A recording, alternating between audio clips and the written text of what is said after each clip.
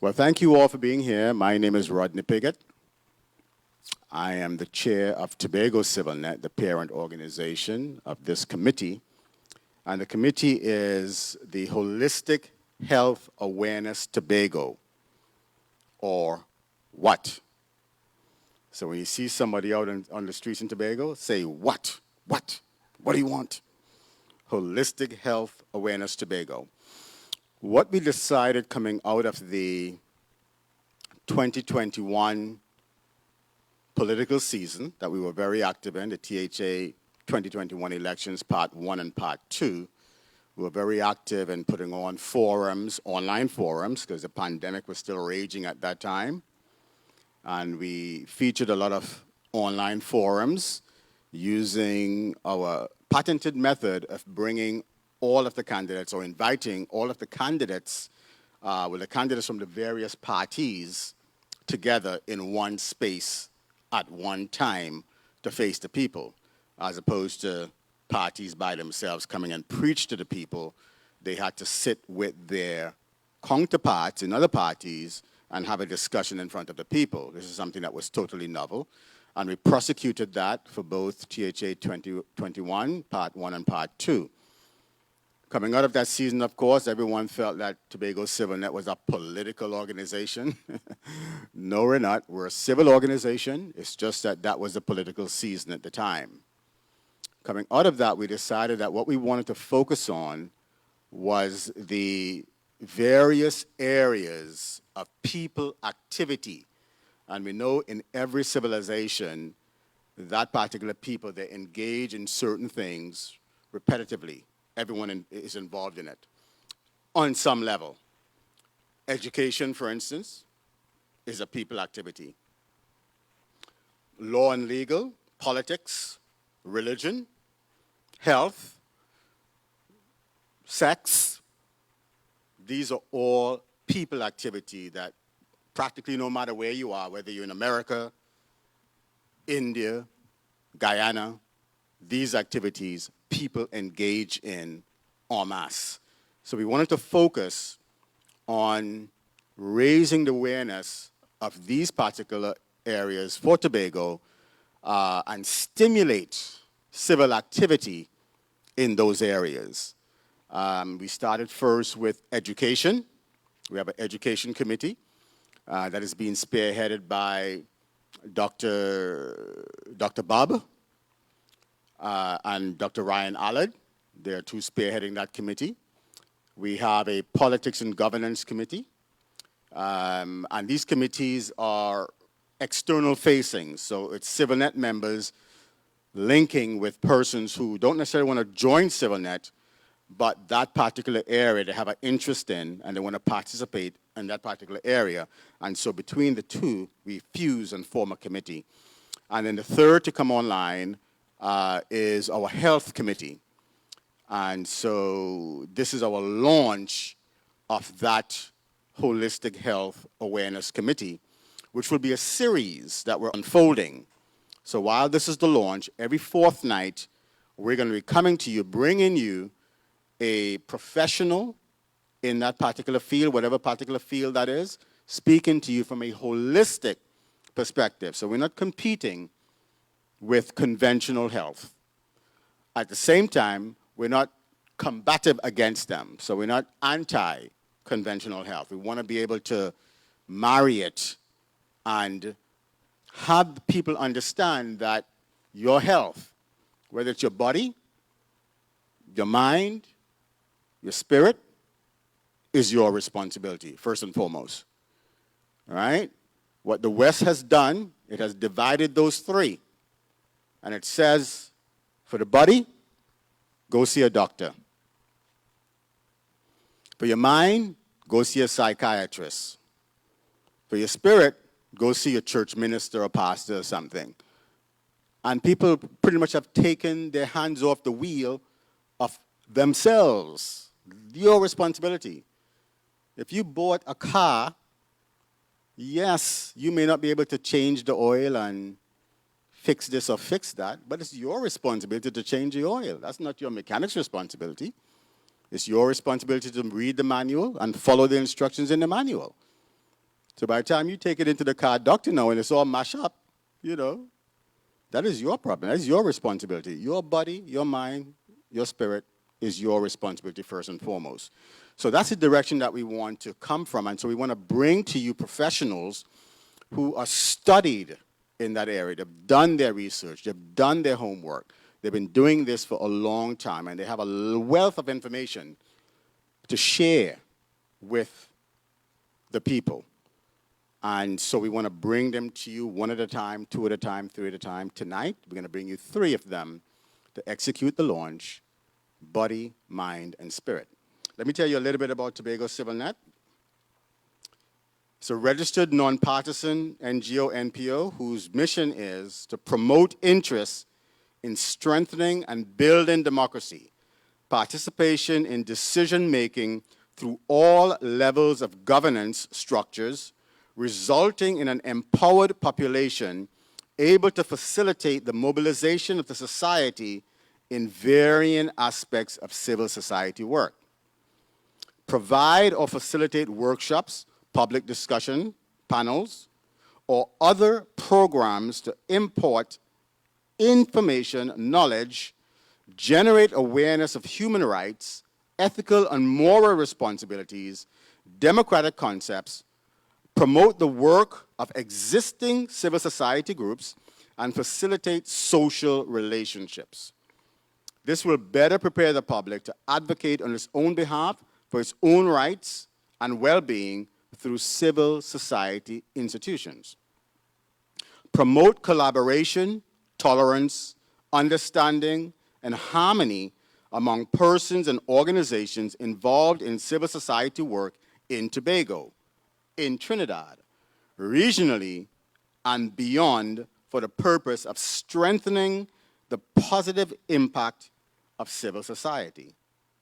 Its current officers and directors for the term 2022-2024 are myself, Rodney Piggott, the chair; Chanel Felix, vice chair; Kino Sami, treasurer; Leroy George, secretary; Jada Yasmin, assistant secretary; Ms. Shirley Cook is a director; Patrick George, a director, and he's also chair of this particular committee; Dr. Ryan Allard, who's a director; Xavier Edwards, who's a director; and Sean Biggett Hutchison, who is a director.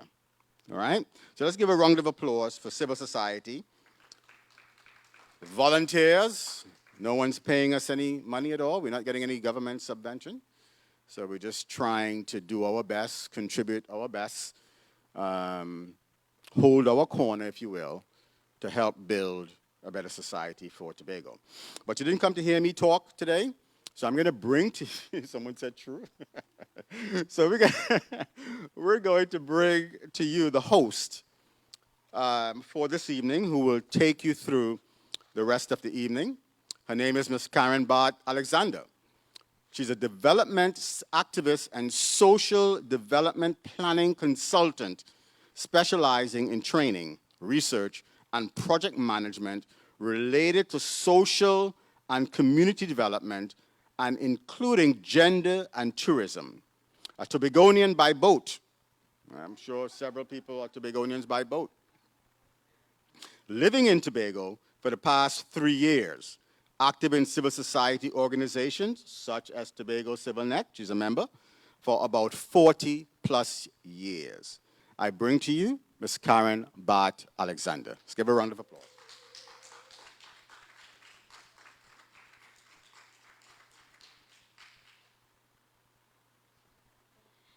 Thank you very much, Rodney, and good evening, everyone. All protocols observed.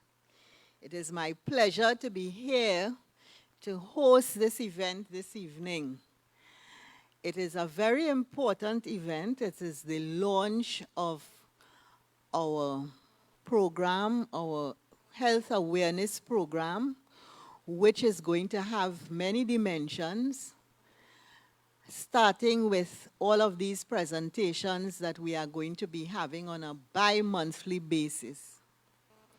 So I think that it is in order for us this evening to begin by giving ourselves who are here a very hearty round of applause. We welcome you. We are happy to see you.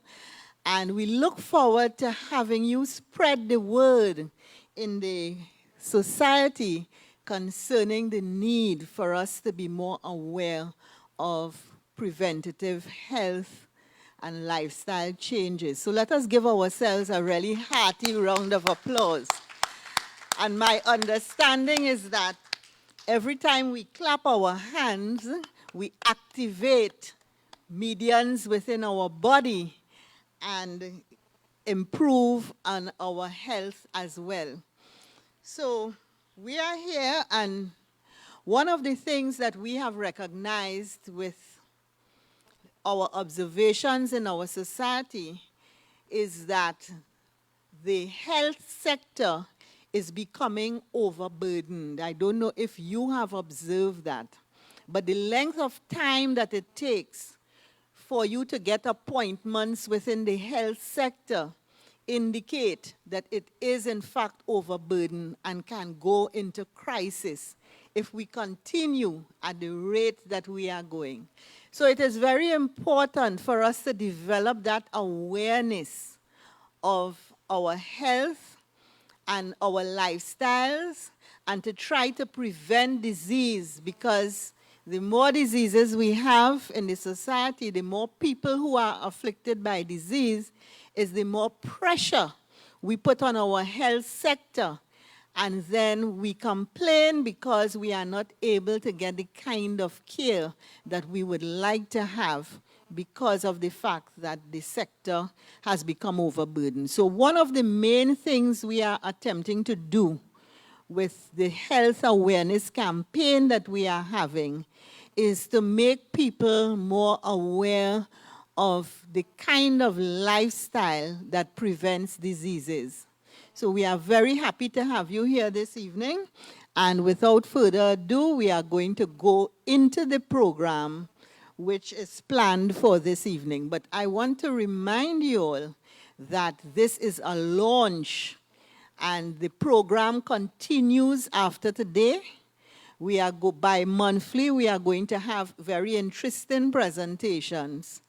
And at the end of this evening, there is a book, a registration book there. And if you would like to join CivilNet, we welcome new members all the time. You can put your names down if you would like to join a committee of CivilNet, or if you'd like to donate something to CivilNet, you can put your name down. We also have 1 or 2 books for sale behind there, and we have one on habits, helping you to break any bad habits that you may have, any unhealthy habits. And that is it is written by our own Rodney Pigott. And we have another one by Dr. Elizabeth Primus, which is in health and freedom. And Dr. Primus has been doing some tremendous work in Tobago in relation to helping to develop health awareness and having conferences concerning in health and freedom. So there's also a flyer behind there from her, and there are some call cards as well. So let us go into our program.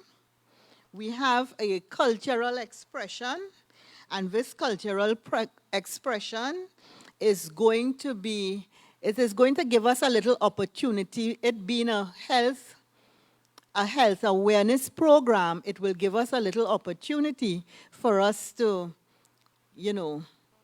participate in a healthy exercise. And this exercise is going to be conducted by Hannah Rose Alfred. And Hannah Rose is an Ashtanga yoga teacher and mystic. Ashtanga yoga is a holistic approach to yoga that includes not just the physical postures, hatha yoga, but also breath work, eating a clean diet, and practicing loving kindness and mindfulness throughout all aspects of life.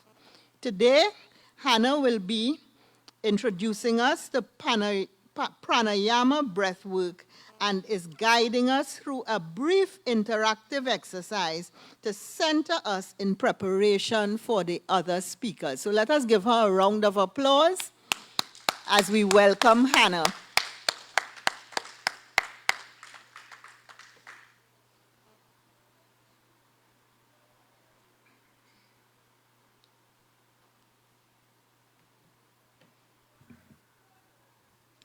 Hello.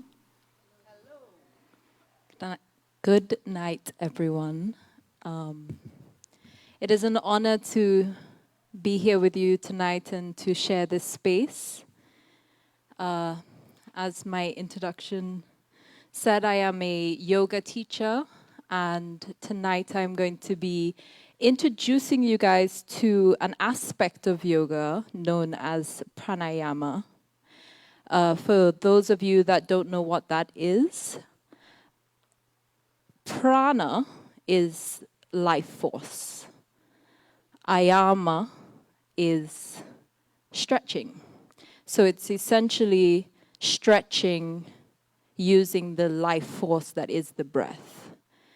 So, of course, we know that with holistic health, we want to think about all aspects of the self, body, mind, and spirit. And the breath is the foundation of all three of those. It's the first thing that we do when we come onto earth, and it's the last thing we do when we leave. And practicing pranayama makes the breath that is often unconscious conscious. And so I welcome you all to join me in a brief breathwork practice just to clear our energies a little bit. And I promise you, you'll feel really good if you choose to participate. So, yes.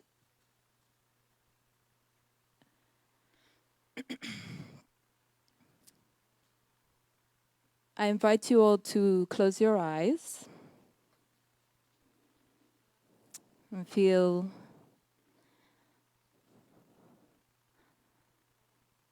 into your body. Check in particular with your spine, and make sure that you are sitting up nice and straight in your chair. So I welcome you to adjust yourself if necessary. The energy in our body flows up and down the spine, so we want to make sure our spines are nice and straight to begin with. And taking your awareness now to the space behind your eyes, at the bridge of your nose, in between your eyebrows, your inner world. And just begin to follow your breath, your inhales and exhales. Noticing the subtleties as the prana enters in through the nostrils and comes down, scraping the back of the nasal passage, filling the diaphragm and the lungs. And then your lower abdomen contracting as you push the air back out.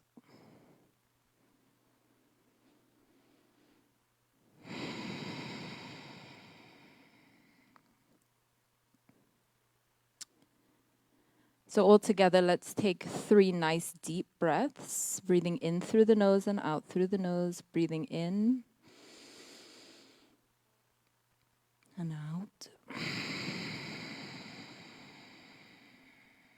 In and out. One more. And exhaling. Very nice. On the next deep inhale breath, I want you, let's all together breathe in for 4 counts. We're going to hold for 4 counts, and then we're going to exhale for 4 counts. It's okay if you can't do that, but let's try to do it together. So inhaling nice and deep, filling the lungs, expanding the diaphragm. holding. 1, 2, 3, 4. Exhale. And again, inhaling. Holding.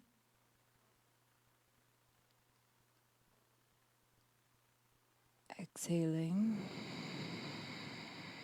Letting it all go on the exhale. Inhaling. Holding. And exhaling. I'm going to do one more, extra deep this time. Inhaling. Holding. And exhaling. Very nice. Okay. For the next breath, I'd like you to take a nice deep inhale. When you inhale, focusing on your whole rib cage, expanding around you 360 degrees. So you're not breathing up in the chest and the shoulders alone, but you're inflating the diaphragm in all directions, right? At the top of the breath, I want you to keep your spine straight and then just bend your head down. And then we're going to breathe 5 breaths with the chin down at the chest, right? So inhaling the spine nice and straight, following the breath up the spine. And then bend the chin to the chest. Lock the chin at the chest and look down towards the floor. Exhale. Keeping the chin locked at the chest. We're going to breathe 5 breaths here with the chin down at the chest.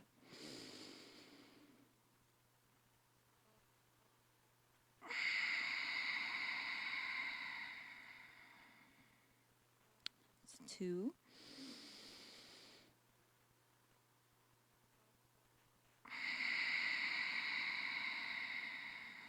Following the breath all the way up the spine.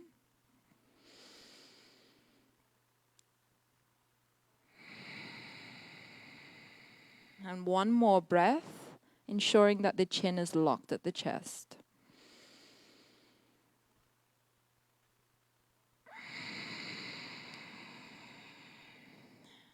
Excellent. And look up. Good.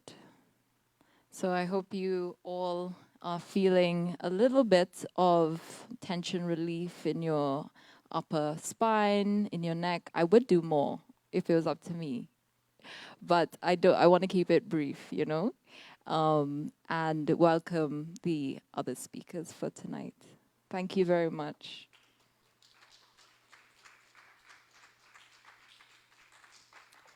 Thank you very much, Hannah. Breath work is always very important for our health, and when we get these little exercises, they are not for, a one occasion thing. We have to keep doing it. So from time to time when you're waiting, if you're waiting at the bus stop, if you're waiting in an office, if you are, whatever you're doing, and you might be sitting somewhere at your table at home, maybe waiting for your pot to boil or whatever, and you can sit and just do those simple breath exercises. Another thing that I have found that helps me to breathe, my whole body to breathe, is dry brushing. And the way you do that is you take a sponge, a bath sponge, and you pass it over your entire body towards your heart. So down below your heart, you brush up, right, your entire body. And the top above your heart, you brush down this way. And when you are through, you feel as if your entire body is breathing. Don't wet the sponge. Just take a dry bath sponge and dry brush yourself. And you will see how you feel. Good. So let us move along. This evening we have some very brilliant presenters who are going to take us through some interesting information and help us as well with our misinformation, because very often in Trinidad and Tobago we have a lot of misinformation about health. And everybody in Trinidad and Tobago is a doctor.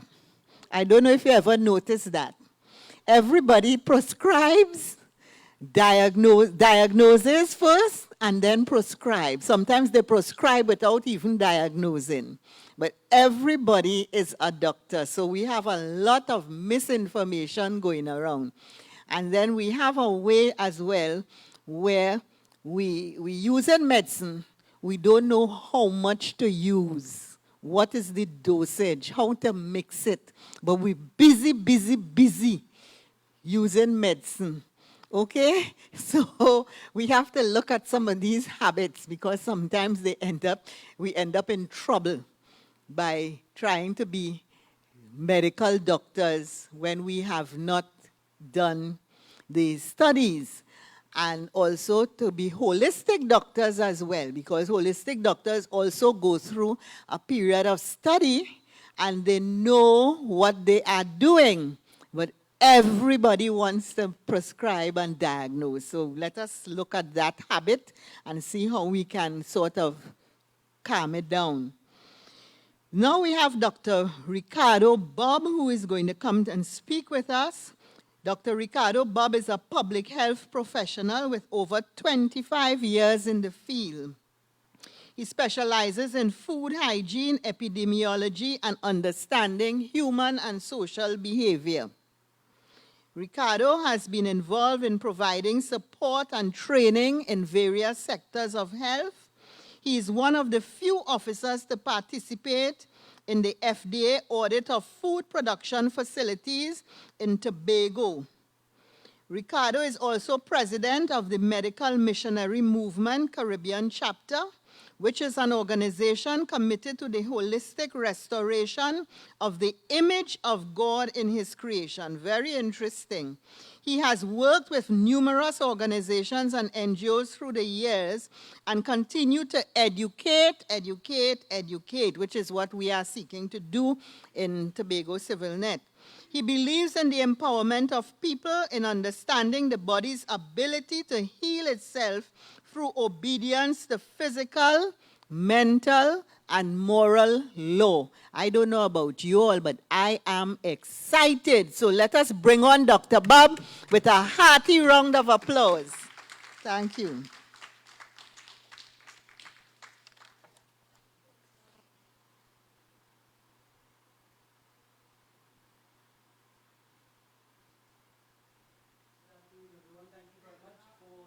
Introduction. Everybody says Dr. Bob, but I'm not a doctor. But if you look at in the Greek, the word doctor really means teacher. Docere means teacher. So if you call me doctor from that perspective, then thank you very much. I've been involved in many things in terms of providing training and support in the area of health. And I want to say it's a privilege to be here this evening to just share some information with us. And I think we're starting in the right place talking about body, mind, and spirit. Most people are afraid of especially the spirit part. But we are three-dimensional beings. We are not one-dimensional beings. The body is simply the tool for the mind and the spirit to express itself in the physical world. So this is a clicker. It has a designer. The jacket I'm wearing has a designer, and the pen that you're writing with has a designer. Human beings are fearfully and wonderfully made. And so if we can make a watch to tell the time, and we design that, then we must have been designed intelligently for function. So we need these dimensions to be able to operate. So if we look at the computer, we have the computer today, and the computer is also tripartite. We have the hardware, yeah, and we have software, and then we have a power source. Now, if you have hardware without a power source, do you have an operating system? The answer is no. So the hardware in humans is the soma, the body, and the software would be the mind, the thoughts and the feelings, And we have the spirit, the power source. If you unplug your computer, there is no power source, and you have your information and the software stored safely, then you could always retrieve it once you get the system back together. True? All right. So now all the three systems must come together to make a functional you and a functional me. If you take the power source out, then you have a corpse lying there. Yeah? And then if you have no thoughts and feelings, then where is you? Because truly this is really shell. This is the house in which you live. So let's see how this body of ours that is so wonderfully made, how it's working. I hope I can work this thing. Oh, yeah. All right. So each of us have hands, we have eyes, we have a head, we have a brain inside our head. Have you ever seen your brain? Anybody? I would not be happy to see my brain at all. I'm happy not knowing what it looks like. However, the operation of the brain nerves is where your communication really is. The brain is the physical house for the mind. And the operation of the brain nerves is where you happen. So we have impulses coming in, and then we have them coming in as electrical impulses, and then we have a synapse where you have a transformation into a chemical situation, and then out as a response. Now, for that to happen, there are supporting systems. We don't think about them. For you to sit and to listen, your eyes are for perception. If you have no perception, it's difficult. You have hearing, another perception. You have a skin. You have other systems to provide support. So all of us are actually, when we study anatomy and physiology, we study in structure and function. Now, we are all made up of cells. Cells come together. They are so small, we can't see them with the naked eye. But cells come together to make up what? Tissues, then organs, systems, and the organism. You and me. Handsome you. Beautiful you. Yeah? Yeah, handsome me. All right. So now, these cells live in a fluid environment because we're talking about the body here, and they need 4 things. 4 things. That's all they need. 4 things. Air, oxygen, nutrients, waste removal, and what we call a particular temperature. The regulated temperature is to maintain the environment that the cells live in. So now, because cells need oxygen to activate them, because if they're not activated through another aspect that is going to be spoken about later, through the spirit, then you cannot have life. Cells must be activated. That's why we breathe. It's a good thing we don't have to think to breathe. If we had to think to breathe, we'll be dead. And then, of course, we need nutrients to build the tissues because tissues have to come together for function. We're talking here the operation of you and me in terms of our personality, who we are. These things must be in place. Then you have regulated temperature because any system that uses oxygen and nutrients to do work will produce waste, and that waste must be removed. That is happening in the body. And the regulated temperature maintains the environment. In that case, we have what we call homeostasis. The body is actually functioning and the mind and the spirit functioning together so that we can have interaction and build relationships. Any disease or disease is going to occur in that environment. Anything that affects the environment in which the cells live is going to create a problem. Inadequate oxygen, inadequate nutrients, no waste removal, or temperature is affected. It's going to cause a problem, and we call that environment in which the cells live the biological terrain. Now, it doesn't matter what you believe this evening. If anybody who is sick, whether in mind or body, is in the biological terrain, the environment in which the cells live. And therefore, if we understand that, should we not be breathing better and eating better? Right, but because of how we are oriented, we are going to perceive life in a certain way. If we perceive life only in the physical, in the body, then we miss a couple of points. Because you remember, the body is only the tool for the expression of the mind and the spirit in the physical world. So we need to get in touch with all the aspects. This is a slide, I think we could skip over that.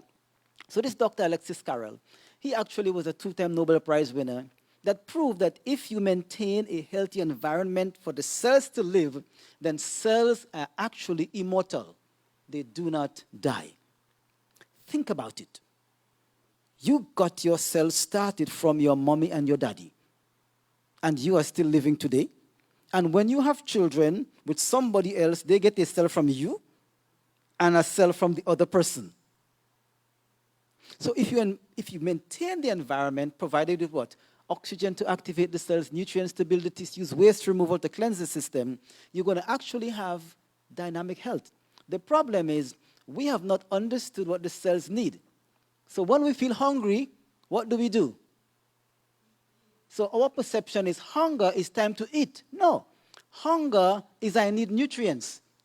So if I don't understand what nutrients I need, then I'm going to eat. Eat what? Whatever is culturally and socially acceptable or available. Therefore, we are going to be sick because we don't understand the body language. The body is talking. And we need to understand the body language. Hunger does not mean time to eat. Hunger means I need nutrients. So if I am a construction worker, what kind of nutrients do I need? If I am a librarian, what kind of nutrients do I need? If I'm a business person, what kind of nutrients, in what proportion? Who is studying these things? Nobody's studying these things. But that's why we have the organization to bring this information to folks today. All right, so this is just a continuation of the experiment that he did, that you can maintain cells healthy and living if we maintain the environment in which they live. So now, because cells need oxygen, what did the designer do? He designed a respiratory system. Now think about it. Now, the brain nerves need the oxygen. Where are your nostrils? It's in your face, right? Now look at the proximity of your nostrils to your brain. Is it very close? But then the designer designed lungs so the air actually goes down, is processed, and then transported back up. He's trying to teach us something. We need nutrients to build the tissues. So he designed what? A digestive system. What's the proximity of your mouth to your brain? Is it close? Really close. However, you're going to take large molecules of food. Now, this is lovely. You take food that is in the ground. You and I were taken from the ground. We are carbon. And carbon is from the ground. So the designer is going to put in the ground the material from which we are made, and then the plants are going to take up that material and make something beautiful. And then we are going to put the nutrients in that food is important to build my tissues, so I'm going to have to break it down. So it goes into my mouth and then goes what? Down into the digestive system. Now the brain hasn't gotten it yet. For the brain to get it now, it has to be transported. So the designer designed a circulatory system. Tell me if that is not intelligence. It could not have happened automatic because it is too orderly. It's too orderly. So now we have respiratory system. We have what again? Digestive system. Then what again we have? And then we have to transport it. So even though the nostrils are right here to the brain, mouth is there to the brain, it doesn't go straight.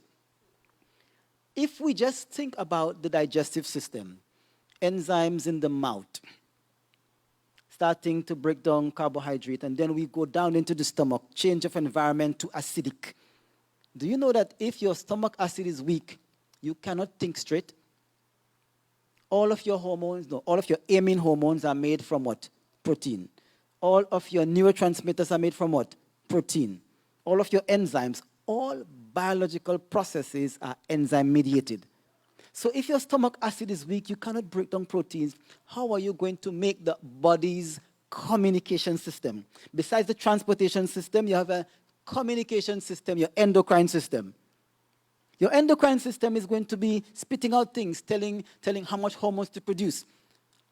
If your hypothalamus, which produces the releasing hormones that tell your pituitary how to tell the organs to behave is not working well, then you could have high estrogen, that affects your femininity.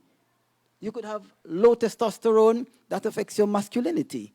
So your communication system is depending on your digestive system, and if that is not working well, then the organism cannot function. You may be functioning, but not functional.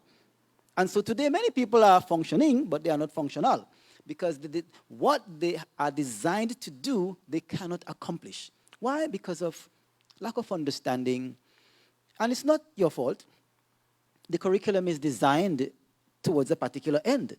So when we go to school and we study the sciences, we study to pass a subject to get a job, not really to learn how to take care of the wonderful mechanism that is you and me. Have you ever wondered why we have knees where they are and the other animals have elbows? Now think about it. You ever thought about that? Why do we have knees where the other animals have elbows? Do you notice that man stands upright just about all the time? Do you think that is by accident? Now, what does up mean? You think about climbing up a mountain. When you go up a mountain, do you have a better view of things? It is a physical expression of the fact that human beings are supposed to be closest to his designer in understanding. So let's flip back to the digestive system now. The digestive system is going to take large molecules and break them down into smaller molecules, and then the body is going to absorb them back up and build tissues. Isn't that not paralleled with our comprehension? Do we not take big ideas, break them up, and then build things up again? So if you don't have good digestion, then how could you have good comprehension? So many people, if you can't break down your nutrients well, then you can't have the good building blocks, yeah? Now, God also designed, as we talked about the circulatory system, then we have the lymphatic system. The lymphatic system is like what we call a back alley system when some of the other systems not really working. But the lymphatic fluid is really the environment in which your cells live. There are some aspects of the body that does not have a blood supply. The lens of your eyes do not have a blood supply. They get their nutrients from the lymph. So if the lymph is moving sluggish, what do you think will happen? Those areas are not going to get their nutrients. They're not going to get their oxygen. So think of a diabetic. What do you think is happening? Not enough oxygen and nutrients. They're sluggish. When things are moving slowly, they tend to swamp. What will happen? Stagnation. The next thing is what? Putrefaction.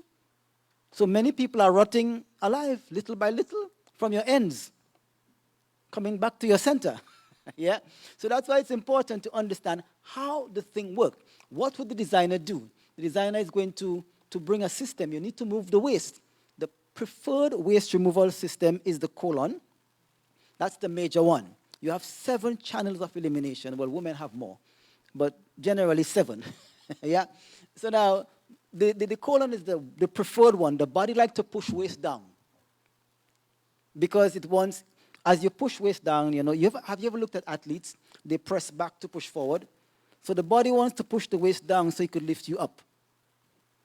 But if you keep it in, then anything you keep in is going to what? Weigh you down. We were designed not to be down, but up. We were supposed to be living on a higher plane. We shouldn't have been here today. We should have been way past here. But, you know, suffice it to say. All right, so now the colon is going to help to eliminate waste, because once you're using material to produce energy, you're going to produce waste. Now, when the colon is clogged, the body is going to use another channel. And the next one it's going to use is the what? The respiratory system. Here is why many people have your sinus problems and your respiratory problems, your asthma, your allergies, and so on. Because what is the body trying to do? Push out waste. And we call them symptoms. And we try to treat the symptom, we try to suppress the symptom. When the body is trying to what? Push the toxin out, we are what? Suppressing it. We are holding it back in. So we have what we call lots of unresolved crises on the inside. Right. And then you have the urinary system, another beautiful system. Aren't we wonderfully made? Yeah, and so that system doesn't only get rid of waste, but also maintains balance and blood pressure and all these things. All these parameters that you go to the doctor and measure, your blood pressure, your blood sugar, your cholesterol, your creatinine, whatever it is, they are called the windows to life. Windows, you see, if you remain in the window, then the possibility for life exists. Outside of the window, there's a problem, either on this side or on that side. this is under, and this is over. You want to stay in the window. So it's not by accident that you have a range for your blood pressure, a range for your blood sugar, because those are optimal conditions for cells to thrive. And if cells are not healthy, then what? Tissues are not going to be healthy. And you cannot have a healthy mind or spirit if your body is unhealthy. So the gateway to the mind, the gateway is through the body. What I put in the body is going to determine the health of the other aspects of my being. Then when the body can't push waste through the colon, it drives it through the respiratory system. The next place it does is through the skin. And so people are having lots of breakout. So it's going to put it in a place where you can see, so you can do something about it. Well, of course, many of us are not taught how to read what the body is doing, so we still have a problem. All right, and of course, we talk about the transportation system, the temperature regulation system, because you must maintain what we call the structured water in which the cells live, and the hypothalamus is like the thermostat, and it's going to tell the pituitary how to regulate things, and the pituitary is going to tell the other glands how much of what to produce. There's like what we call a teeter-totter, a feedback system. So in the blood, the hypothalamus is reading all the parameters, and then it is sending out messages. Hey, pituitary, tell the ovaries to do this, tell the thyroid to do this, tell the liver to do this. And all is working without my conscious control.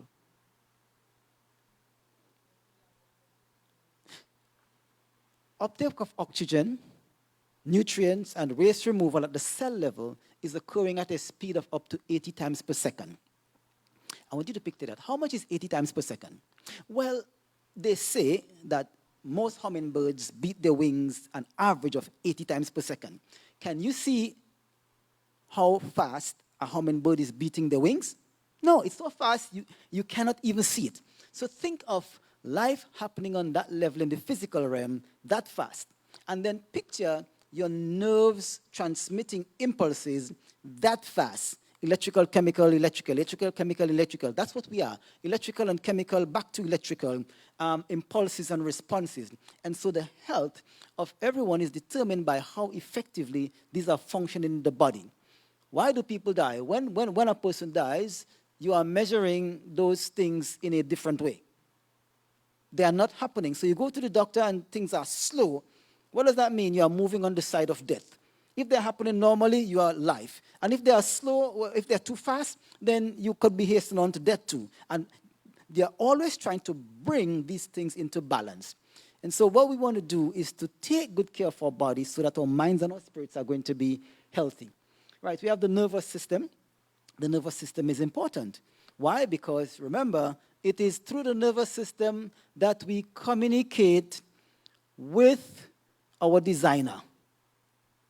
That's where the communication is, with the designer. And of course, we talked about the glandular system already.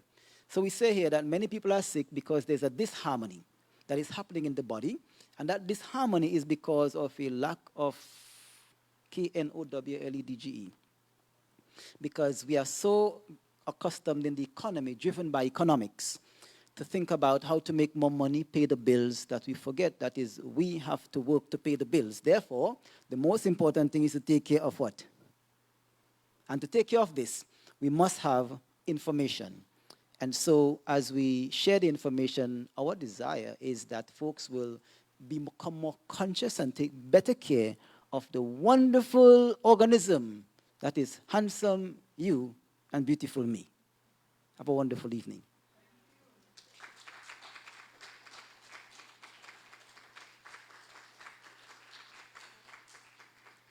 Wow, that was excellent.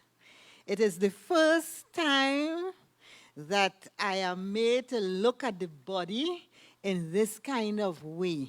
It is so systemic. I want to ask you all, what have you taken away? Just a quick round in the room. Just let me know anything that particularly impressed you, anything you heard for the first time, and you like to share and let us know that this has impacted me. Let me start by telling you, while you think about it, let me tell you what impacted me. The fact that when we are hungry, it is not that we want food, but that we want nutrients. Because, you know, whenever we're hungry, we rush for food. And we don't care what we eat. We just eat. And we say, I'm feeling good. I had my lunch, or I had my breakfast, or I had my dinner, and I'm feeling good. With not a thought for what are the nutrients that we need at that point in time, and what are the nutrients we are putting in our bodies through what we are eating. So that impressed me. I have a guest at home right now, and that guest is never hungry. And I told him, I said, you are an extraterrestrial. He says, no, I'm not an extraterrestrial. It is just that when my body speaks to me, I respond. So, you know, it's very interesting that the level of consciousness of some people. So today, I get the understanding of what he's saying to me. So the next time he tells me he's not hungry, I will say, all right, no problem. So thank you very much, Mr. Bob. Thank you for that very enlightening discussion. Anybody would like to just share quickly what hit them, what impacted them in Mr. Bob's speech or presentation? Yes, Stephanie?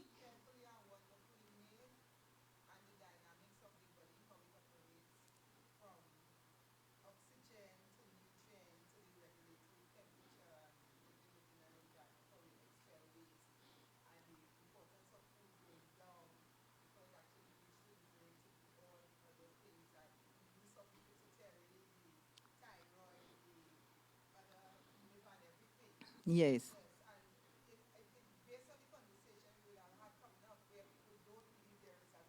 Mm-hmm. Ah, very intelligent design. Mm-hmm.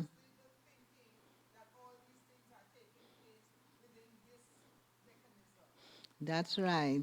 Thank you so much. Very systemic body that we have. Yes, cousin-in-law?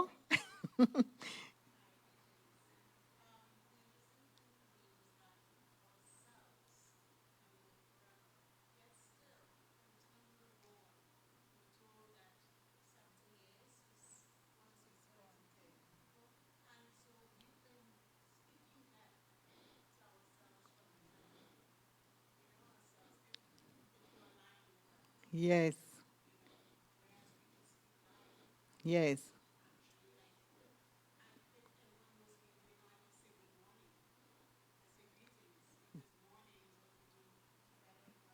Okay. Okay. Great. Thank you so much. So we've had two persons who've shared what has impacted them from Mr. Bob's talk. And we go on. We have some more exciting information for you. And from this information, now we are going to have Dr. Kadisha Wilshire. And Kadisha has a Bachelor of Medicine and Bachelor of Surgery degrees. She has a diploma in emergency medicine, a diploma in HIV medicine from the University of the West Indies in St. Augustine. She's a gospel medical missionary from the Natural Healing Through the Laws of Health Institute. Let us welcome to the podium Dr. Kadisha Wilshire.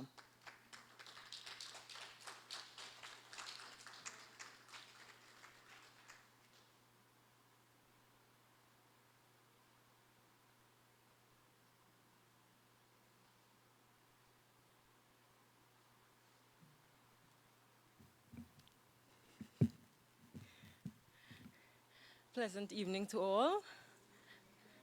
I'm happy that I'm seeing so much persons here out here.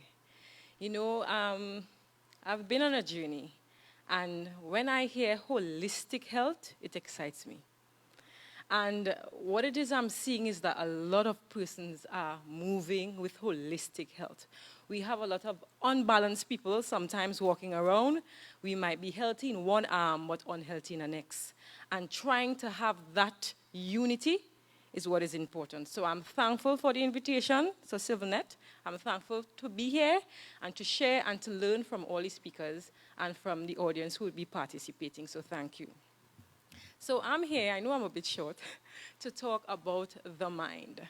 And usually, in terms of medicine, so I would have done conventional medicine, and then I would have gone on to do emergency and HIV medicine. So I would have been dealing a lot with the body. And then it dawned on me, sometimes, have you ever met a person, you only think about the mind when you meet somebody who lost their own? You ever had to deal with somebody who you say, this person lose their mind or what? All right? And you know how it is. And when it is, you have to start to question yourself on how you think and why you think the way you think. You realize there's a lot of thinking to do or to stop. All right? So let's go on. The mind. What is it?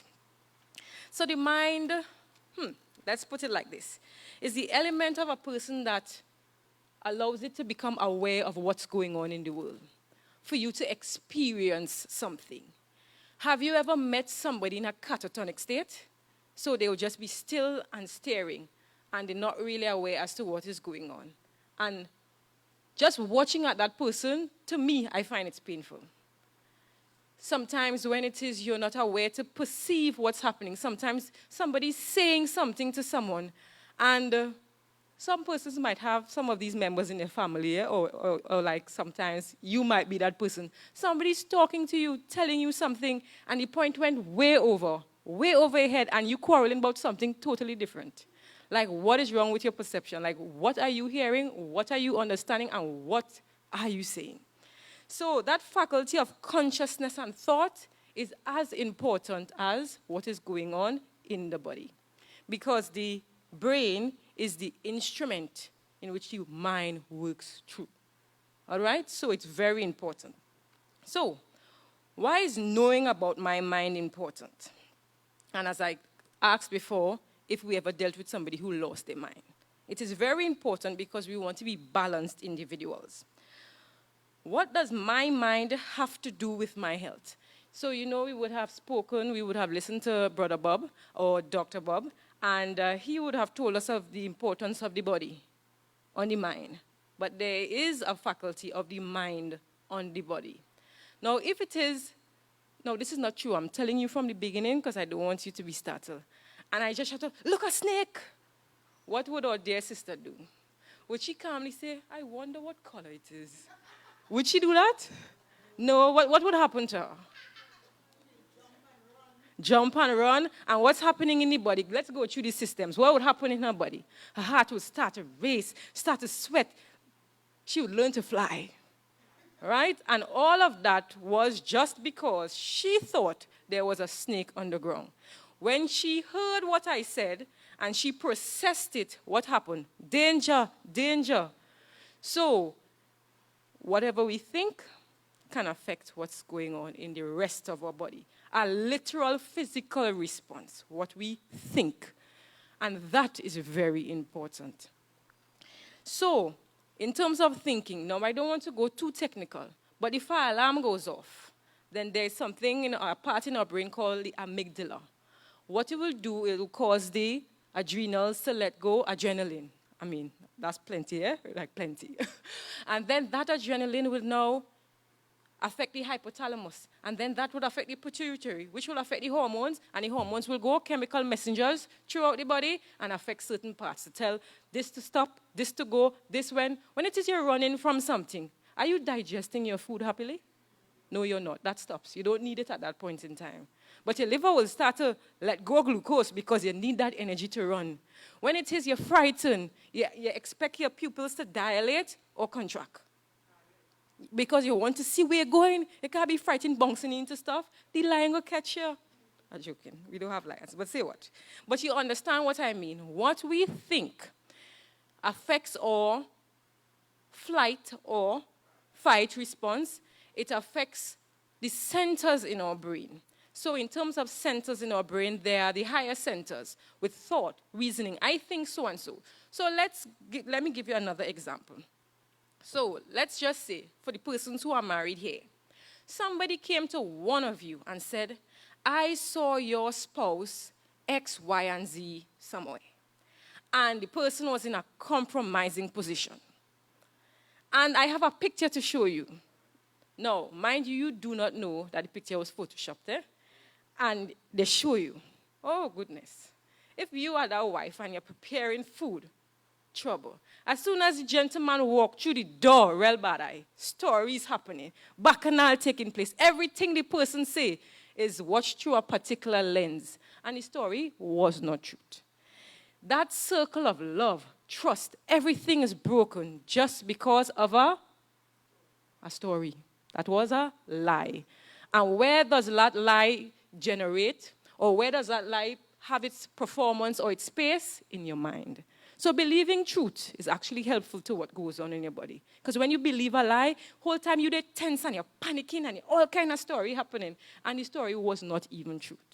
So what we believe is quite important. And it affects our health. Because if our mind is stressed out all the time, and our fight or flight response or stress response is always going, the lower sentences that has to do with emotions will be the ruling ones. And when it is your mood and your passion drives you, it might be harsh to say, but you are a slave. You have to be well disciplined. Just as they were giving the example, I'm feeling hungry, but you know you just ate 2 plates of food. You're not hungry. It is not even an hour. You're not hungry. So when your body tells you, I'm hungry, just say, no, I am not. And stick to it. No, but you know your body tells you you're hungry, you go and eat. And you start to eat and you start to feel upset. And you're like, but I thought I was hungry. But you know you're not. It's only an hour. You're not hungry. All right? So health is impacted by your mind. And when one is affected, the other one sympathizes. And you know, we tend to feel that almost every day. Let me give you an example. You eat too much, especially high-carb food. What happens after? You get something called the itis. Because it actually draws energy to have to do all that digestion in terms of when you overeat food. And when you pull that energy, especially electrical energy, you have this kind of tiredness. And can you concentrate? Can you listen to anything? You are very irritable at that time. You just can't take it. All right? So in terms of our health, what we do in our bodies impacts our mind, and our mind impacts our body. So that is why it's important to look at each of the aspects. Because as we are tripartite beings, mind, body, spirit, they sympathize with each other. So examples of mind and the body. They would have done a study in 2006 when they would have looked at women in the period immediately after making their child. And then they followed them for 6 months afterwards. And then they noticed that persons who had higher anxiety levels would have had problems with lactation or production of breast milk. So anxiety levels actually affect breast milk production. No, don't go and tell young mothers that the reason why they're not getting breast milk is because they're too anxious. That is not everybody's situation, right? I'm just giving you a particular example of your mind and how it affects the body. The placebo effect is the next example. Some people think a particular thing. So they're in a study, they're getting a medication, or maybe not. It could be sugar pills, it could be water, it could be anything they get in. And they believe it's something else. What tends to happen in their body? It's in your mind. So, when we receive bad news, have you ever been around somebody who received bad news? How it is they respond? Quite. Knees get loose. So what happens in our mind? Because when you hear the bad news, nothing happened to a particular organ in your body, but it's the mind, right? So grief paralyzes us. You know what's the next thing that paralyzes us? Tabanka. Yes. Yes. You ever met somebody going through a tabanka? No. Persons may know me, but they may not know my brother, so I can share this story. So my brother is now 14 years old. And then I went on my phone and looked at his status. I got concerned. I had to call my mother and say, what's happening? He's 14, like, what is he going through? If you see the status, I was just like, but, like, he don't have no trend, he had no bills. Like, why? What's going on?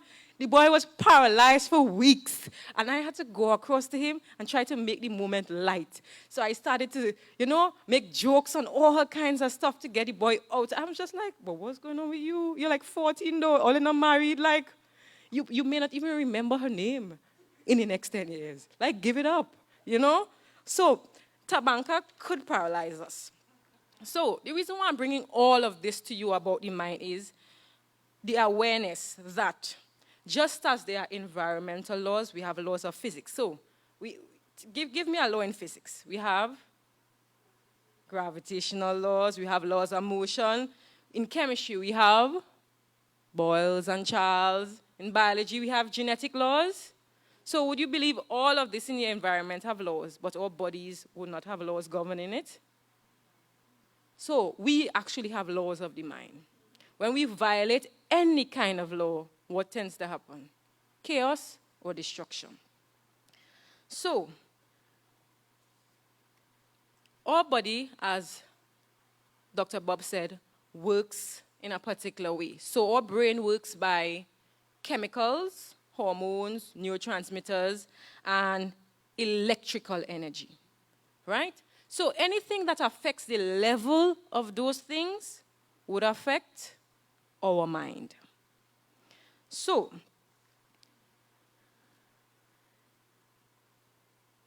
what we have to be very careful of is what we feed upon. And when I say feed, I do not just mean eat.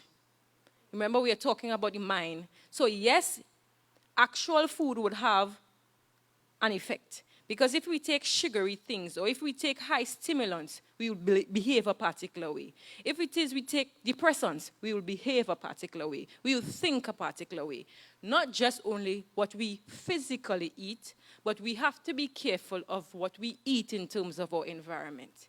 Now, there are some persons, I know we are being taped, so I'm not even sure if I can call the particular stations. There are some persons, let's call them women, who watch a particular station, and they're paranoid like what? I can tell you, there was one time I was, there's a period between, when you transition in between certain, what do you call it? Not semesters. For us, would have been courses in school. And because you studied so hard, you just wanted to bug out. And you just find some marathons. And there was one time when I was in UE, I decided I was going to do a marathon on Lifetime. Trouble. I was in my dorm room and I paranoid about everything. Persons would tell you something and you just taking the worst light out on what you say because nobody in Lifetime had no true friend. Somebody always getting licked up, somebody always getting betrayed. Seriously, when it is you feed on particular things, that is what your mind would experience. Or if you're overly romantic, you're expecting your husband to come on a horse. Only horse you're going to get is down healing with the horses. And you have to join a class or you'll have to pay for it. Where he getting the horse from? Is he going to ask the police officers to borrow their horses? So sometimes we have some expectations in life that has to do with what somebody's getting paid to do. But that is what we are feeding our minds upon. We're expecting some big proposal, and when the gentleman just come and say, would you get married to me? You'll be like, what? This is not how it's supposed to go. Get down on a knee, rent a hall, do something. But the struggle is real, depending on what it is you do. I remember when I was in school, there was a time when wrestling was this big thing, And persons used to be doing all these signs. And you would have just been hearing in America, some sibling did something to our next sibling because they did some stunner move or they did some story. But what were the children feeding upon? So what it is you look at, what it is you feed yourself on is important because when you think about those things, actions will come after. So is the mind important? Yes, it is. So the aim for us in terms of this symposium, in terms of holistic health, is being able to control the mind. Now, don't shoot yourself in the foot by setting up yourself. So don't expect to drink down gallons of alcohol and expect to walk a straight line or behave a particular way. So don't shoot yourself in the foot by taking things or eating things that would not help you or drinking things that would not help you. So just as there is healthy food for the body, let's call them fruits, vegetables, whatever you want to call them, there's actually good food for the mind. Now, you would say, but what kind of food for the mind? Have you ever experienced a clear conscience in a very difficult situation? a clear conscience. Something bad happened, but you know you didn't do it. Everybody around is running around, they're toxic, but you know you didn't do it. And how calm are you in that situation? How peaceful are you in a situation like that? A good conscience literally gives you that peace of mind and excites proper circulation of your blood. Now, we have to be careful of what we think. So, we would have been told that a merry heart doeth good like a medicine, but a broken spirit drieth up bones. It's something we have heard and something we live to see, definitely.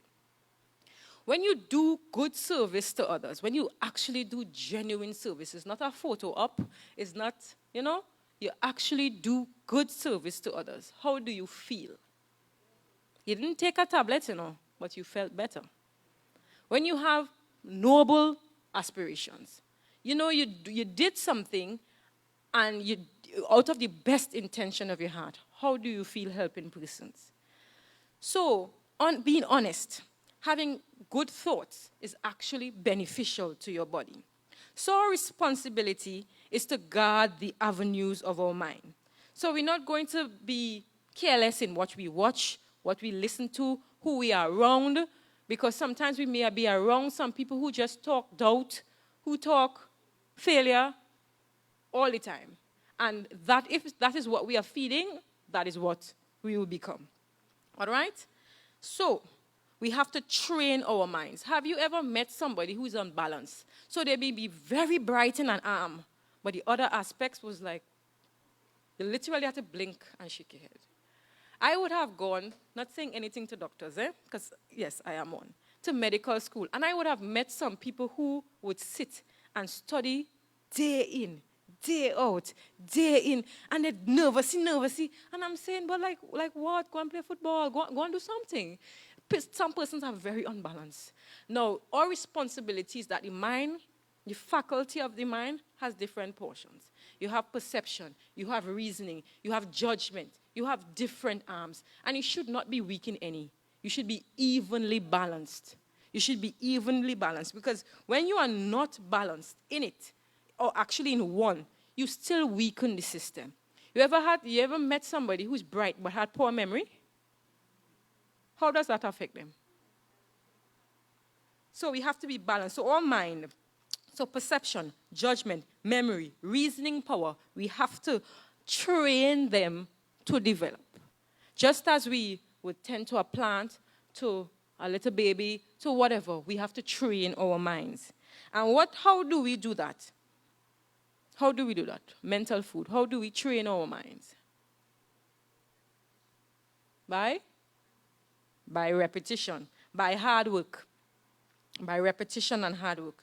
So we should have goals, we should have aims, we should have something to work towards. Have you ever met somebody who didn't have any aims? They don't want to accomplish nothing, they don't want to do anything, and what do they usually do?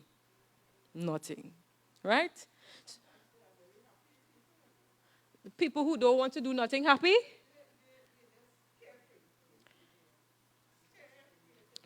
But we have to qualify that. So happy in what regard? So you can walk around with a smile on your face, but if it is you are, in terms of how this world works, giving. So if you go about and you have this other-centeredness, that can bring happiness to you. But if you're a selfish person that has no proper aims, depression will soon be your end. All right? I will soon be finished. Self-control, having a disciplined mind, is what brings freedom. So there was a marathon runner who would have broken the world record recently. And he was saying that scientists would have said that in the year 20-something, like very fast, 75 or something, is when beings would have been able to run a particular marathon under 2 hours. And he broke it. What it is he's saying is that we have to be disciplined. So if there's passions, if there's mood, because when he gets up in the morning, it's not every day he wants to run. But he had a goal, he had an aim in mind, so he did it. He got up and he practiced. By being disciplined, by being self-controlled, you actually have freedom. How many persons in the world can exist on his level to say that they would have run a marathon in under 2 hours? So sometimes we believe freedom is being able to do anything you want to do, affect anybody the way how. No, you still have to be responsible. And that discipline would give you the freedom that you need. So as I started, there are laws that govern everything, and there are laws that govern the mind. So I'll just give you a few, and then I'll close out. The mind would narrow or expand to the dimension of the things of which it becomes familiar. Now, if it is you feed your mind on commonplace things, that is what you would tend to think about. If it is you have lofty aspirations, elevations, if it is you think high thoughts, that basically is what your mind will wrap around. Your mental powers would come to that. Our thoughts and feelings are encouraged and strengthened by the utterances we make. That's our next law. Have you ever met some people, you know they're done before they start? Just because of how it is they talk. You know, I can't do that. I wouldn't be able to accomplish it. Of course not. If it is you carrying on like that, you wouldn't, right? So our thoughts and feelings are encouraged and strengthened by the utterances that we make. So let us speak faith and not doubt. What are the things we want to speak? Victory and not defeat. All right? So another law. When a desired object is firmly denied as to remove all hope, the mind soon loses that grasp on it and becomes occupied with something else. Have you ever realized that that's the law of the mind? So you have something. I'm here, let's just give an example. And let's say I want a chocolate. And I tell myself, no, that is not happening. It doesn't have any chocolate in here. I'll have to go so and so and so and so to get it. And I'm not wasting that time and energy. Soon enough, my mind will be thinking about something else. So that's the law of the mind. And it's our responsibility, as I started off to say, that just as we know laws for other things, we should know how our bodies work and best work with it. All right? So sometimes we have a lot of harm done in our way just because we don't have firmness and decision. Sometimes we lose out a lot of opportunities because we don't stick to it. So, another law is that we work by evidence and we shouldn't move by impulse. Now, this is a calling you out. Have you ever had a strong feeling about something that you were ready to wage war and you were wrong? Eventually you found out you were wrong. But at the time, you're sure you were right. Have you ever had that? But when you got the weight of evidence, then it is you realize that impulse wasn't the way to go. Now, we're not running around, we're not animals. We are thinking intelligent beings. So we move by evidence and not by impulse, because it can be wrong. If you eat too much sugar, your impulse is going to go a particular way. You know, if you take too much alcohol, your impulse is going to go a particular way. All right, and the last law I'm going to say is that, and I alluded to it before, a consciousness of right doing is the best medicine for diseased bodies. You notice when people are on a dying bed, they want to confess everything and clear their mind. No, if you're going away, why do you care what is happening after? Because it literally settles your mind. So, holistic health, mind, body, spirit. Take care of your mind, and your mind can take care of you. Thank you.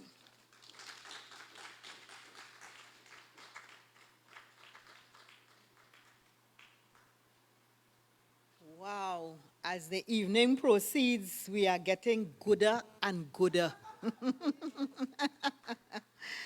Oh, thank you so much, Dr. Wilshire. That was wonderful.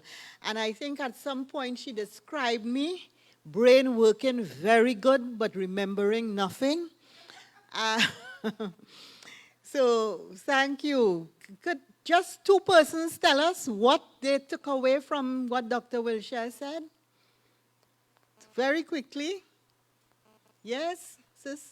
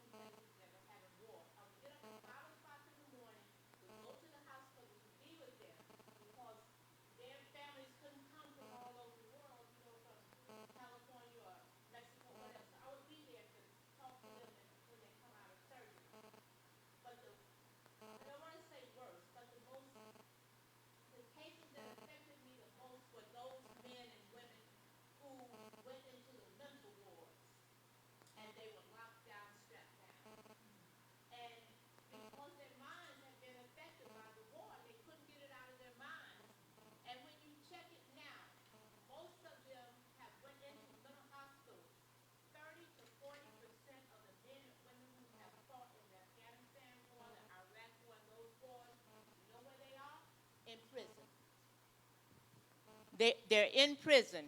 And the reason that they're in prison because they woke up in the middle of the night with this war in their minds and they would choke their wife.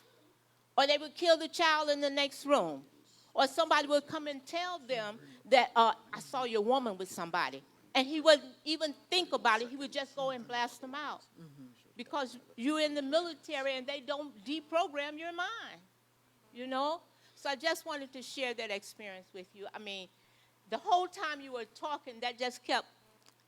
Thank you. Thank you Yeah. so much, Valerie. Thank you. Yes. Anybody else? Very, very quickly.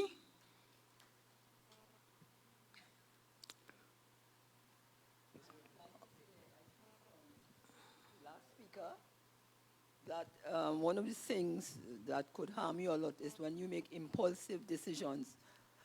Having empirical evidence is much more important just than working on guesswork. That's right. That's Thank you so much, Loretta. Okay, I'm Stephanie, very, very quickly, as we move on. I just want to emphasize the happy person.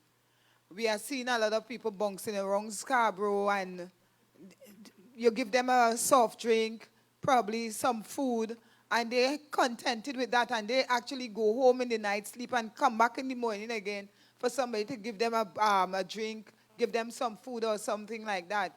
And we say that, according to what the doctor was saying, these are the happy people. Are they really happy, or there is a mental disorder that is taking place within these persons? Because Okay. you get them in the churches too. Yes, They want so- a hamper every Monday morning. So that is something that we can think about.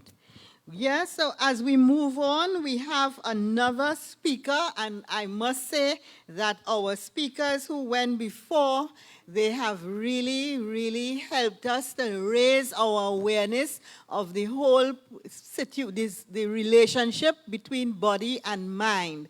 And now we go to spirit, and we have a very interesting gentleman, Dr. Matt O'Neill Myrie, who originates from Jamaica. Dr. Myrie is a member of the Royal Ethiopian Orthodox Tewahedo faith, the Ethiopian World Federation Incorporated.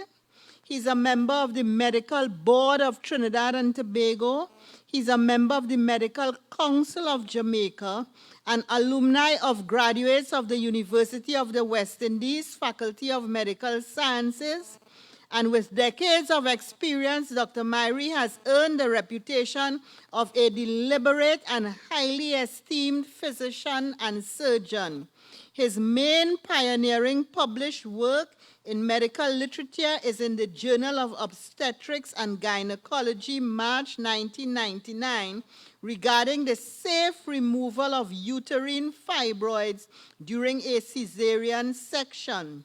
Commendably, Dr. Myrie has been a long-standing advocate of holistic health and healing and has been championing lifestyle medicine in Trinidad and Tobago.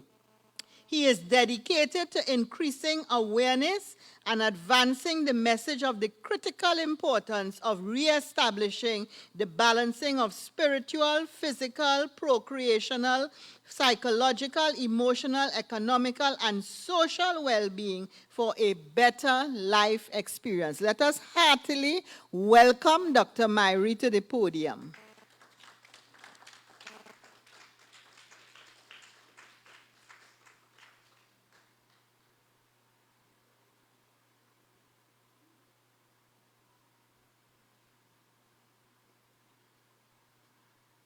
Greetings, everyone.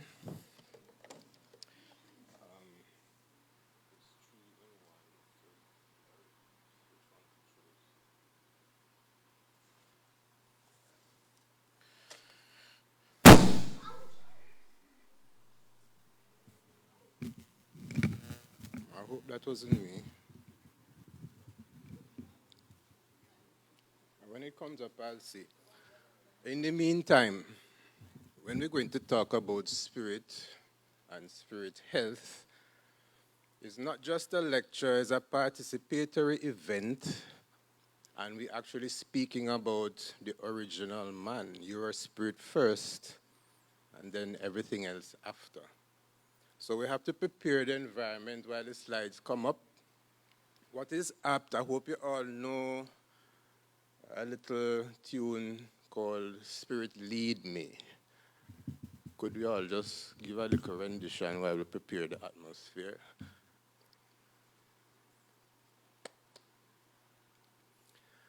Spirit lead me where my trust is without borders.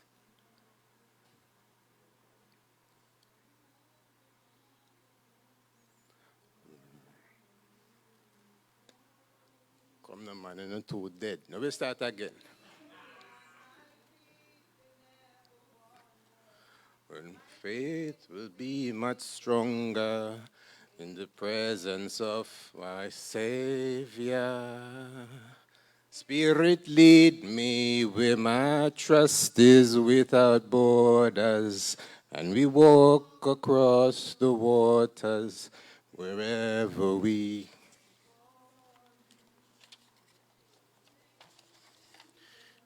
Well, now, faith will be made stronger in the presence of. Cool, thanks.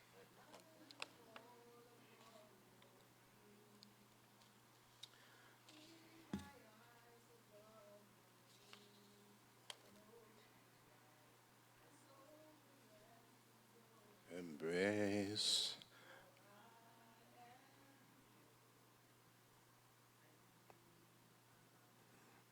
I'm going to say a little prayer, and I give itineral praise and heartfelt thanks unto and glorious Lord, the Most High God, and in sweet infinity, Heavenly Father, highly Emmanuel I, His universal majesty, Emperor Haile Selassie I, Ababa Janoi I, Adonai, Allah I, Buddha I, Krishna I, Jehovah I, Jah, Rastafari I, Jesus Christus Iva, Sila, blessed love. Members of the audience, I'll be addressing that part of your being that is called your spirit. And spirit, in its true sense, is who you are. As Doctor said in the earlies, it's your power source, that first component of your three-part being that makes you who you are, makes you what you are, what you do, how you do what you do, how you decide what to do, and the influences that stimulate you one way or the other. Why is it important?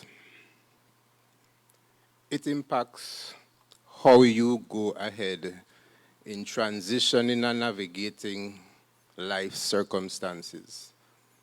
And how you do it will depend on how you react to yourself, to others, and the environment, and that impacts on your overall well-being. You could make decisions that cause you to benefit one way or another. You could make decisions that cause you to suffer one way or the other. And that will purely and squarely be dependent on your spiritual nature and which spiritual forces you subscribe to or submit to, whatever term you wish to use. Everyone has a spiritual being and a spiritual system. And we oftentimes want to confuse that with the tools that were supposed to bring our human nature into oneness with our spiritual potential. And that was termed and deemed as religion. And religion was to be that tool that would facilitate that process. And we oftentimes confuse it but they're not actually the same. I'll just be demonstrating to you some of these effects. We'll also be speaking about what are the consequences of ignoring our spiritual nature, and what are some of the reasons why we have ended up in this circumstance, and what are some of the remedies that could impact on our reformation and reintegration with our spiritual self to have that holistic effect. So the common thread between the major religions is what would really be focused on to determine our true spiritual nature. So the tools available, Christianity, Islam, Rastafari, and other well-known religions, what do we all have in common? Apart from completing the rest of the slide and picking out the operative word, what is common between all religions, irrespective of what you subscribe to? What do we practice? What do we emanate that is common to all?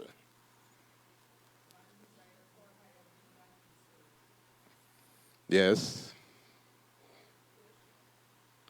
How you express it, okay.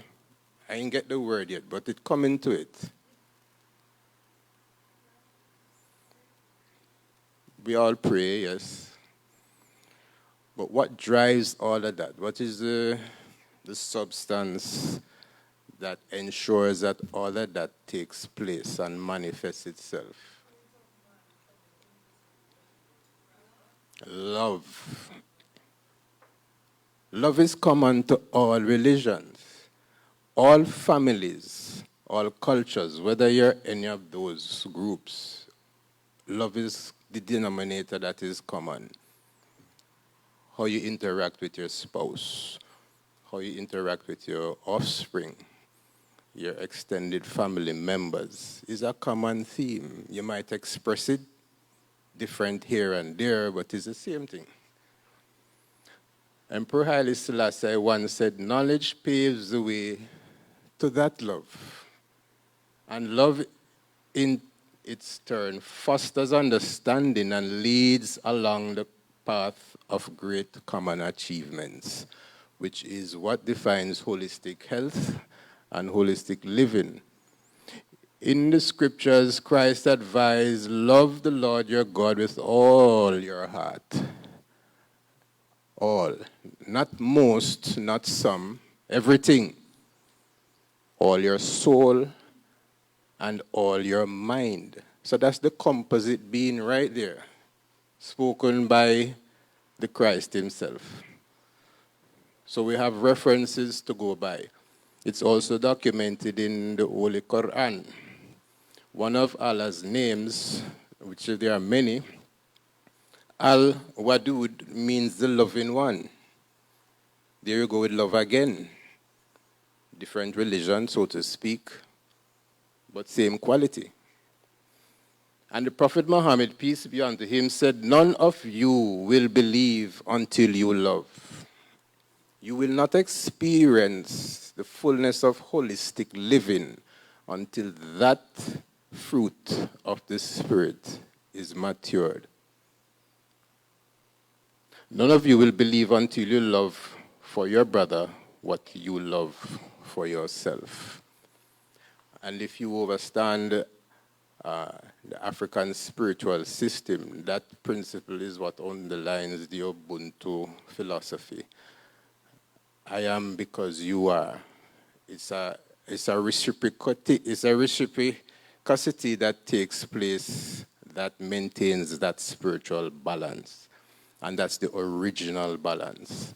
If you're balanced in the original realm of yourself, then it will trickle out pretty much like a spider web to the other realms of your existence. It permeates your soul, and that continues into your physical existence in the various systems that you have. The common thread of all major belief systems, therefore, is love.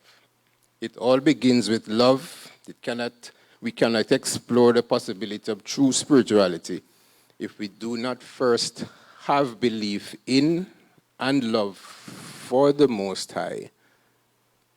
Why the Most High? That spirit that we speak about, that's where it comes from. That is its source, whether you want to accept it or not. And you have ones who don't, and that is fine. But the truth is the truth. It comes from there. And in having a relationship with that source, it follows naturally you're going to fall in love with yourself.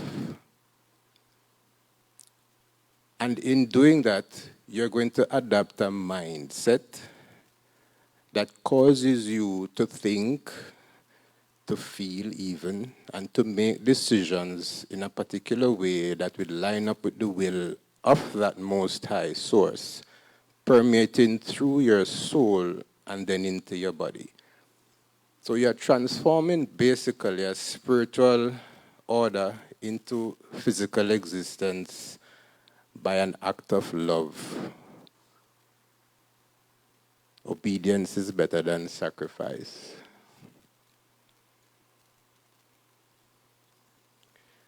And when we love ourselves, because we love the Most High, it follows that principle spoken of in the book of St. Matthew, where you love your neighbor the same way.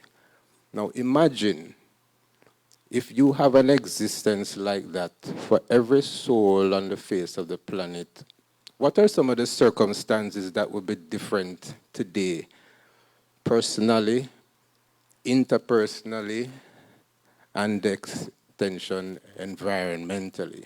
What would the state of our world be like, health-wise, if that is followed?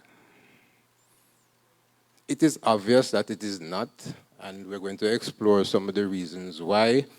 And then, of course, exposing the problems will set the paths of restoration and healing. To understand better, we need to define or establish some common ground of what spirituality is, because that is how the spirit functions, through spirituality. The closest composite definition we have, again, is from Emperor Haile Selassie, who impressed upon us that spirituality does not come from religion. I explained earlier that religion is one of the tools that cultures use, peoples who are of a common tenet use to express this love to the Most High. It comes from our soul. That's what we speak about, the mind of which is the most prominent part of your soul. It was further explained that we must stop confusing religion and spirituality. Religion is basically a set of rules, regulations, rituals, which are created by man, or creatures of creation, which were supposed to help people grow spiritually. Now, as I mentioned before, if that tenet of love is followed and not corrupted, then that will stand. Has that been the case? No, it hasn't. Throughout history, throughout the annals of time, due to human imperfection, religion has become corrupted, political, it's divisive. You hear that is one God. Yeah, just take a look around and you see the diverse natures of this one God being expressed and even argued about. Wars are fought over this one God concept. And a tool, therefore, for power struggle. What does this do to holistic health of an individual and by extension a nation? When you multiply that over the time period this has been this curse has been allowed to fester, you will see why we have health issues such as social ills with respect to crime, poverty, poor socio-economic conditions. We have social issues affecting gender-based domestic violence. When you really work back to the source of these problems, you will more likely come to a point where a spiritual nature can be easily defined. Spirituality, again, is not theology. Theology is supposed to aid in spiritual development, nor is it ideology. It is simply a way of life, how we choose to do the things that we do in everyday life. I like to call it, whatever you do is a form of worship, because you're doing it on behalf of the Spirit that is vested in you. And you must therefore represent that order if you hope to experience optimal holistic health.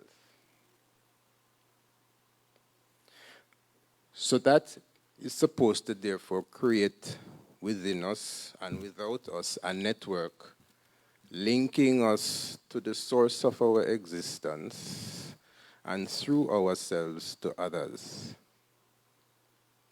the universe.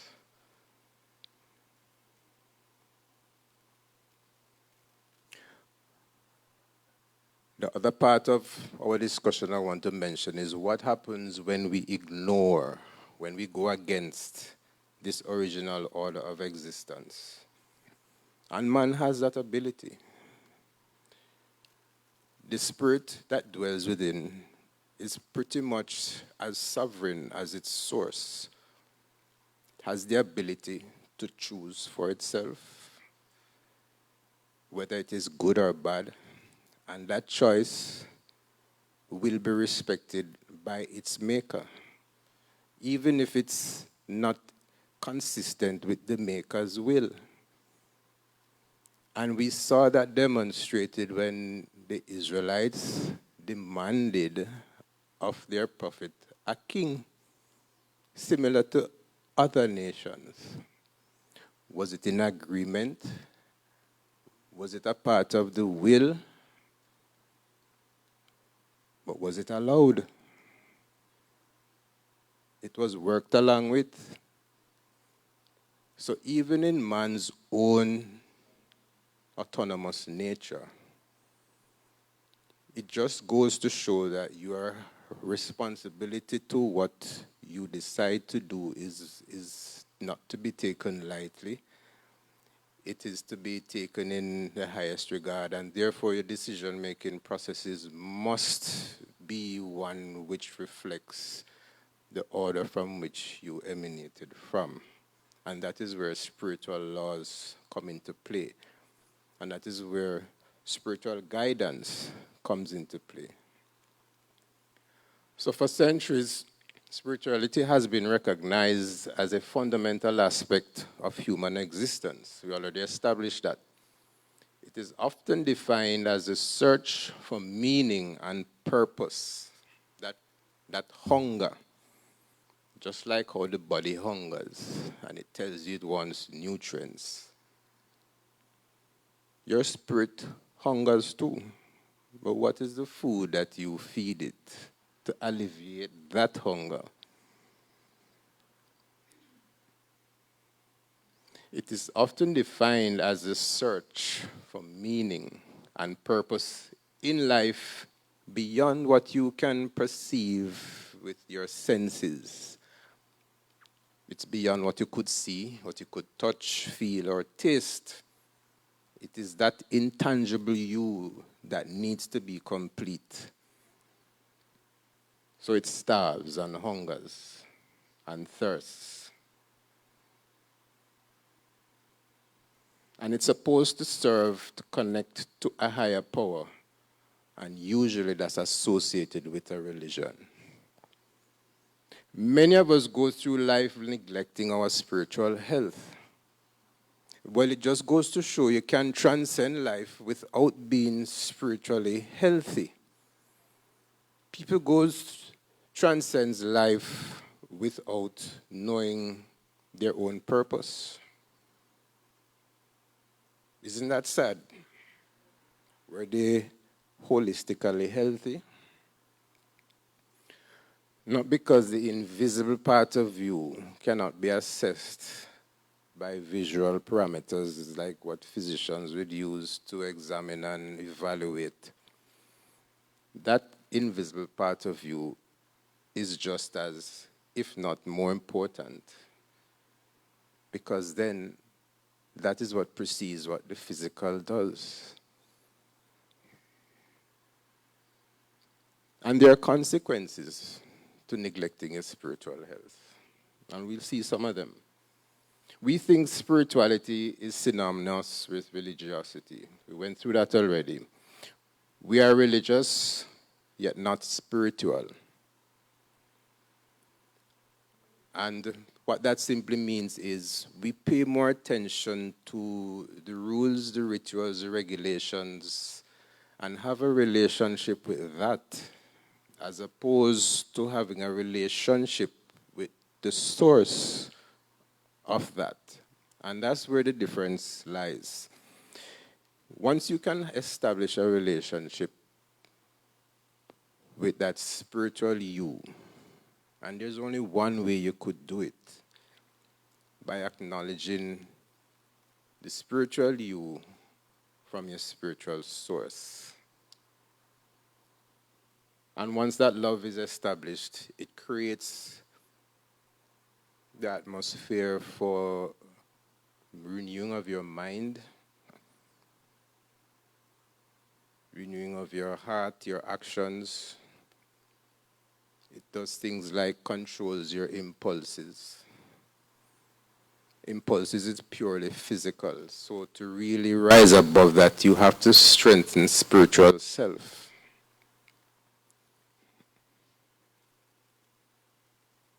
We follow rituals and social expectations associated with our chosen religion, yet the spirit remains disconnected from the Most High. So that's what happens when there's a lack of relationship with the spirit that is superior to yours. Spirituality rekindles the connection with self and gives us purpose. What is your purpose? When you have discovered your purpose, you have achieved probably 95% of your self-actualization. The other 5 is to execute it. And you see the biggest part of executing it is discovering it. But once that is done, the rest almost always is automatic. Now, that is critical because there's an interface between the physical and the spiritual. And the choices we make, as I mentioned before, reflect that philosophy within. And depending on which philosophy that is ascribed to, if it is one that will manifest the 9 fruits of the Spirit, then it is an uplifting spiritual experience. Your lifestyle choices and habits will therefore reflect one that will put you in a healthy stead, mind, body, and spirit. And when those 3 are in harmony, then you have true homeostasis, true balance. And when there's true balance, then there's optimal health. And as mentioned before with the immortal cell, the spirit likewise is also immortal, provided that the circumstances within which it has to exist remain conducive to that. So if you don't transgress the order of the higher spirit, commit acts of disobedience against its will. These disconnections create ripple effects that permeate the soul and the temple and create imbalances, which is the genesis of disease. Some of the reasons why we have deviated over the ages, technology has recently been responsible, and we all are aware of the effects of that. We see the effects of that. It's a big distraction, and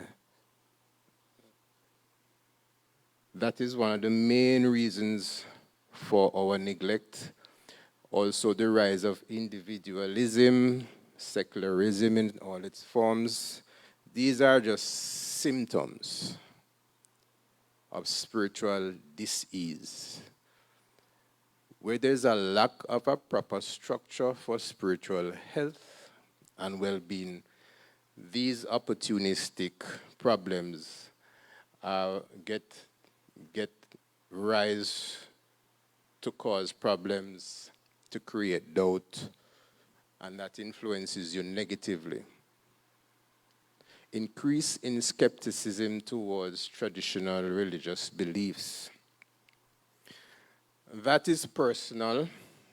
That has to do with what culture you are brought up in, your training, your philosophy, etc. And I said that is personal.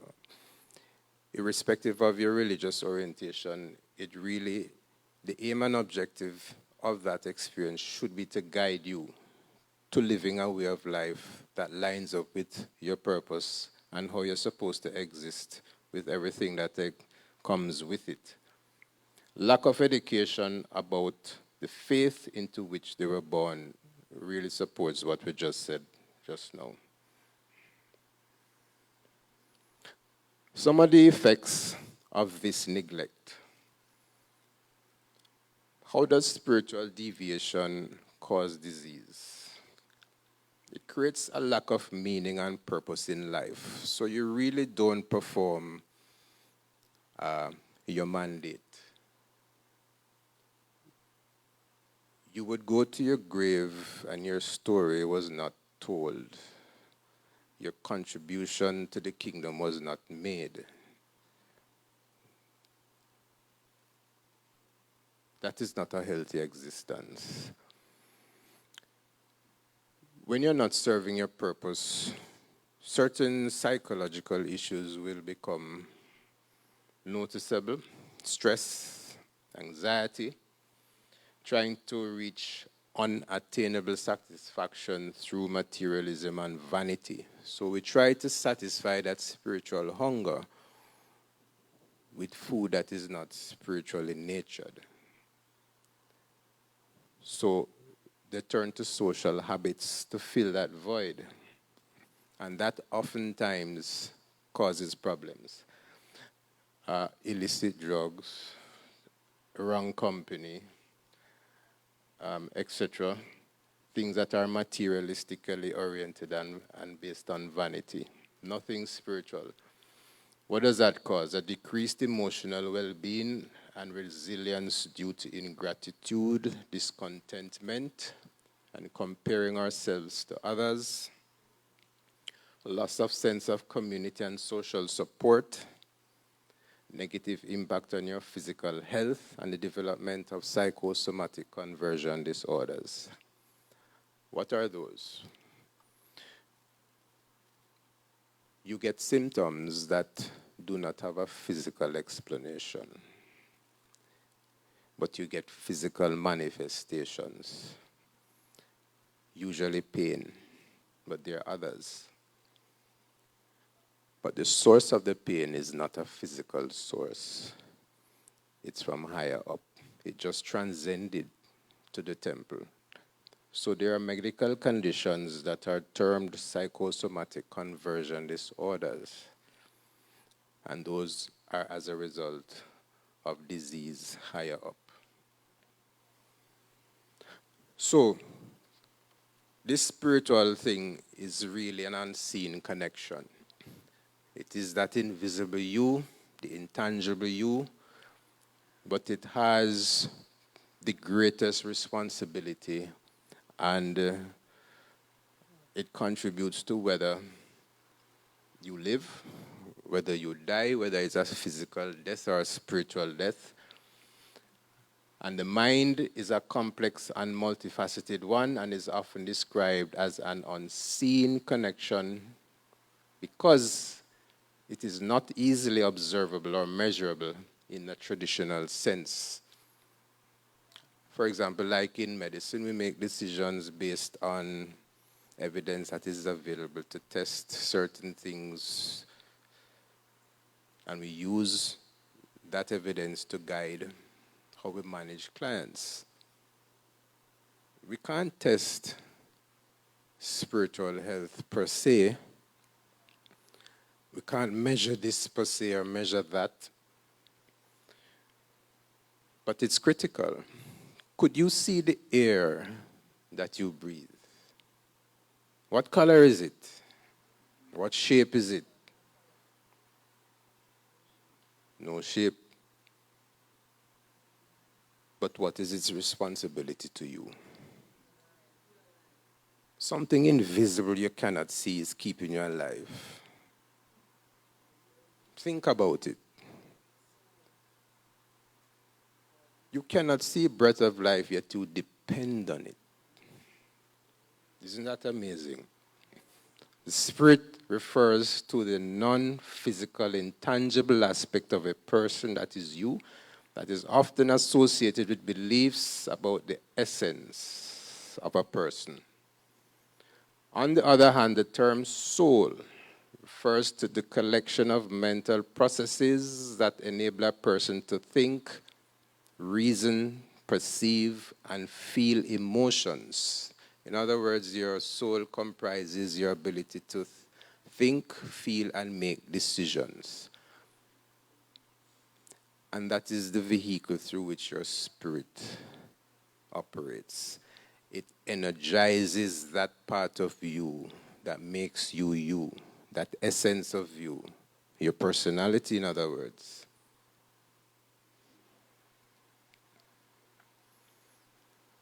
Further,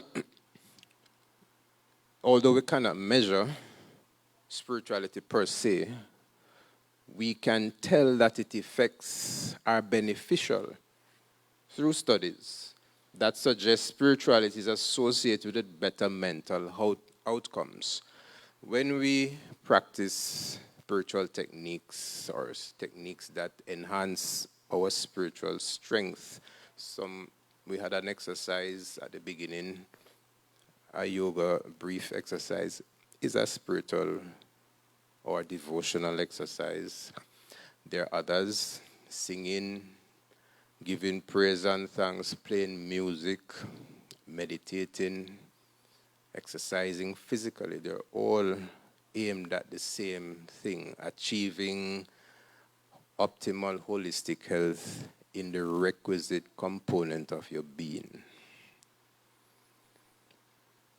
One of the main researches done was in a psychology journal published that suggested positive association of spirituality with well-being.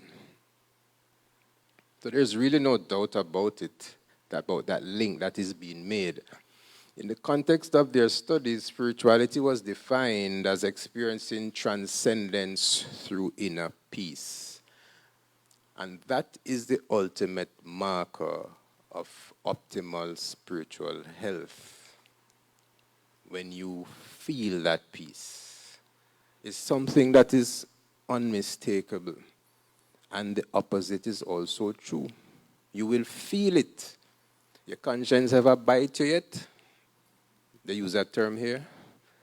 The conscience is that unseen being that tells you, hey, this not right. Something don't rub you the wrong way. Use that term too. That is the soul, that aspect of your soul that is being stuck by the Spirit. This is not the way. And when you're doing the right way, then you get the acknowledgement of that also. You feel the freedom of it. You experience the joy of it. You have no regrets with it. You don't have any objections, no second thoughts. That's how you know you're on that track, that inner peace. And then that comes with harmony. You relate to self positively. You relate to others positively. You relate to your spouse positively, your children, your family members, your colleagues. It's infectious. And that spiritual upliftment translates not only to harmony within a community, connectedness to others. That is how important it is. This would transcend to physical benefits of spirituality, where we have shown that it is linked to better physical health outcomes as well as mental health outcomes. People who are spiritual tend to have lower blood pressure, better immune functioning, a reduced risk of chronic diseases such as heart disease, diabetes, metabolic syndromes, etc. What do these diseases have collectively on your overall health? It affects your morbidity, which is your ability to experience complications or ill effects or side effects, unwanted effects from whatever you engage in. It also affects your mortality. You may have been designed to live forever, and in theory you have. The immortal cell experiment tells us that. But what's the presumption made? That all things remain equal all the time. Is that what happens in this world that we live? No. So our potential is going to be suboptimally realized. Lifespans that may have been meant for 900 years for true have been reduced to 70 and 100 and so on over the ages. It may have been an adaptive mechanism to ensure survivability, and we know that the body does that. When the body is insulted by certain conditions, once it has that time privilege, it will put things in place to adapt to its new circumstances, so it could function as normally as possible. These are called stressors. If stressors are continued, the adaptation process continues. If the stressors get more intense, the adaptation process gets more intense as well, but there's an expiration point. There's a point where the adaptive mechanisms won't adapt anymore. And then that's where mortality takes over. So you really have an impact on what you do where spirituality is concerned. It may not be a sudden death, like if you take a poison, etc. But it is a death nonetheless, because then once you make that disconnect from the spirit to the soul to the temple, harmony is maintained no longer. Equilibrium is disturbed, and dis-ease will now take root and trod a course until either the source of the problem has been removed or mitigated or treated, depending on how far along you have suffered your ill health, will determine how much restoration you would need. Spiritual practices such as yoga, mentioned before, meditation, etc., have been shown to improve physical health by reducing inflammation and promoting relaxation. And why is that important? Inflammation is one of the main mechanisms for probably most disease processes known to man. There's an inflammatory component. Even to some malignancies, we are now seeing that there's an inflammatory component to it. There is an immunological component to it. We saw earlier that spirituality impacts the functioning of the immune system. Depression, stress, and so on lowers the immune system and makes diseases that depend on its efficient functioning to start to emerge. Spirituality also provides a sense of hope and optimism, things that keep you not depressed, not hopeless, but giving you a sense that there is better to come, and therefore gives you that strength to endure and to pull through. And that's the essence of what spirituality does with respect to hope and optimism. This can enhance the body's natural healing processes. And healing is critical in restoration from diseases. It's critical in restoration of your disease processes, physically, mentally, emotionally, all the alleys. And that is the whole aim and objective of holistic health. If we're dealing with health outside of holistic health, then fine. But if you want to experience the fullness of who you are, then you have to engage these non-tangible aspects of yourself.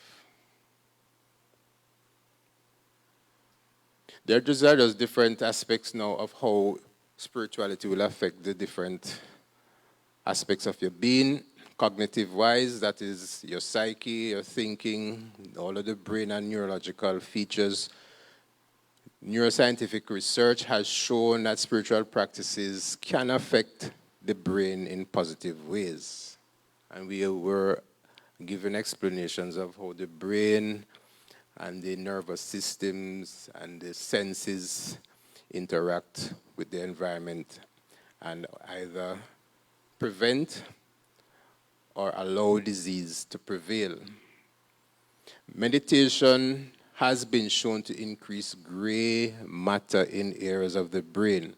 And this is the part that's associated with your attention and emotional regulation. Prayer has been shown to activate regions of the brain associated with positive emotions and social connections. These are critical roles. And the repetitive nature of it is also what makes it equally critical. When it says the word cuts through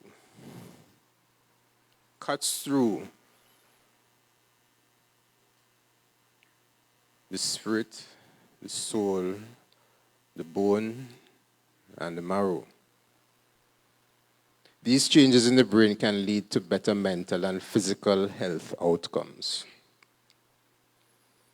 Culturally, it's a complex phenomenon that varies across cultures and individuals. Some people may find meaning and purpose through religious traditions, while others may find it through nature or music.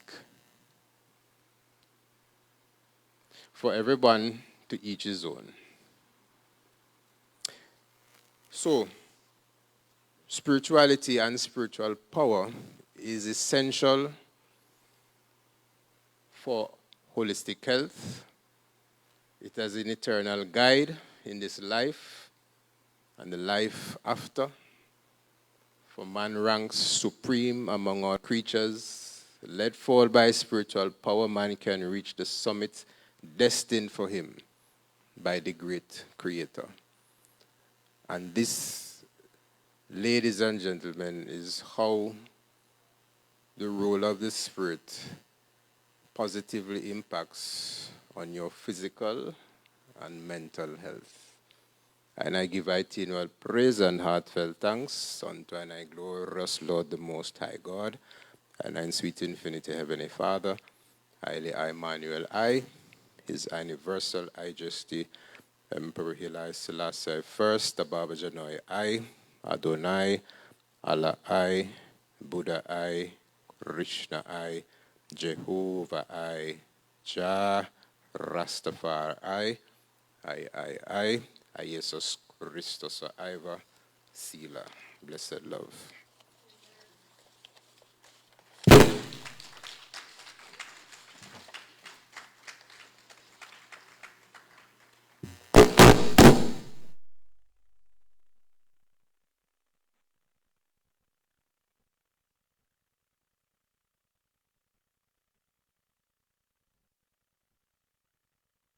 Dr. Myrie, I think that deserves another round of applause. This has been awesome. Very, very, very quickly. Two people. Okay. All right. Rodney has indicated that we cannot go there because of the time frame. So we're going straight to Q&A. Oh, Xavier? Okay. We'll have a short musical interlude and then, all right. We'll have questions and answers at this point in time. Yes, Hannah? And could we just invite our speakers to join us at the head table, please? And as you ask your questions, indicate who the question is directed to. Yes. Mm-hmm. Yeah, go ahead. For those of you who have questions or comments, step right to the microphone. Right. The camera guy can see you from there, right? Right. So just step to the mic and make your comments. Try to keep it as concise as possible. The time is not with us.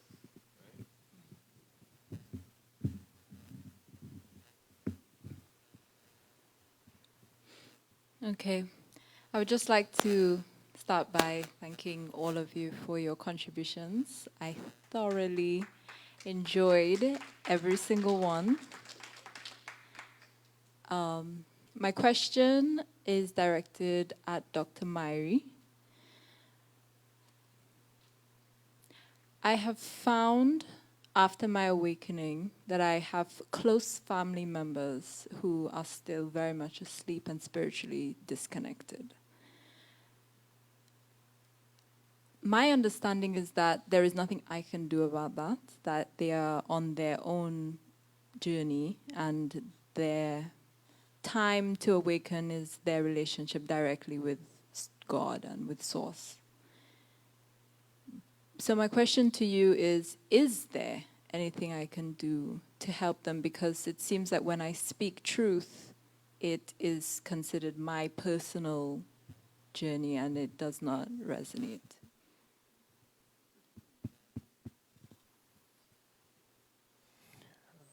Thank you for your question. I mentioned earlier that this journey you speak about is a personal one. And it is discovered through seeking. You have to have that inner drive or that hunger that was spoken about to receive that truth.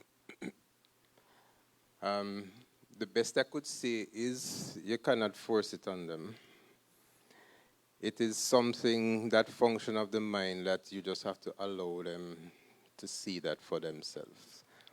The best you could do is demonstrate that truth through your way of life, through your livity. Let them see that how you do what you do is beneficial for you, and it will raise the interest in them to seek the same thing. So the onus is on you to really express that truth in a way that it makes it attractive to them. And that's really the essence of it. There's a saying, you could bring the donkey to the river, but you cannot force him to drink. That has to be a decision of self. But he would see the water, know that it's good and want to try it, and therefore drink it himself. So you just have to be the new you, the best you can be.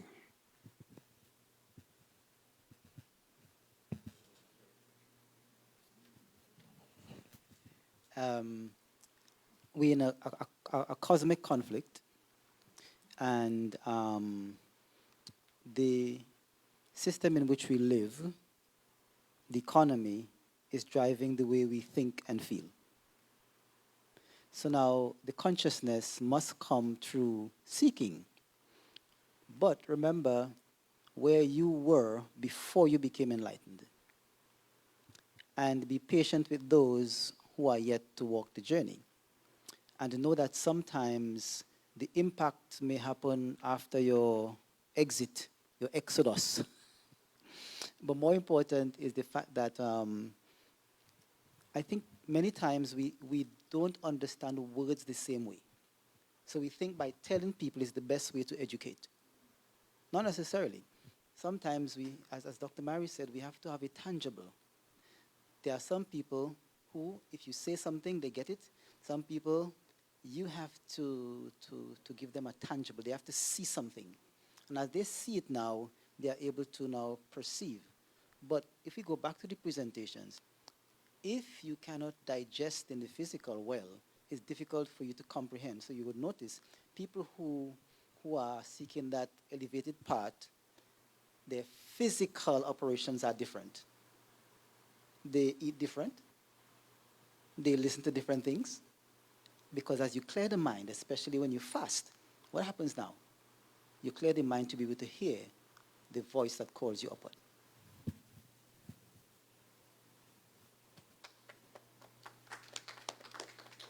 Good night, everyone. I just want to start by saying thank you so much to the speakers. Quite dynamic, very rich contributions, and very skillfully making that connection between body, mind, soul, and spirit. And I was hoping that our mind contributor would be here. Sort of a general question. But I really loved the different elements of the presentations, especially making that link, Dr. Myrie, from the spirit penetrating the soul, the expression through the body. I think everybody was able to nail that. Mr. Bob spoke to the body being the expression, the tool through which the soul and the spirit expresses itself in this life. So I wondered, what were your thoughts? What are your thoughts concerning unresolved physical ailments or disease, the body being in a state of disease, when you think you have sort of not mastered, but being on a journey over time? You found that you have sort of paid attention to all these aspects. You know, is it that there's more mind work to do? Is it that there's more body work to do? Is it that there's more spiritual work to be done? Because some persons may think they're in a place of completeness, wholeness, well-being. But I've found personally, it's a challenge, personal challenge and observation. I've actually found when my focus is to pursue balance and wellness, it's when I feel best. just from a personal standpoint, but I know that those may be questions to persons. Dr. Mary mentioned psychosomatic, whatever that medical rest of the term is, where things, the body expresses something physical, but there's nothing that medicine could put their fingers or hands on. And so sometimes people say, you know, in the spiritual world, you say, that person probably possessed or some sort of oppression is taking place. And so that made me think, I thought of that when you said it's coming from a higher place, right? But taking that aside, what are some of your, what is your take on that sort of unresolved chronic, you're thinking you're doing the right application of everything, but you know what, and I sense the answer will be somewhere around balance. So I'll leave it there, and I thank you all so much. It's been so rich, and I think we all appreciate it. Thanks.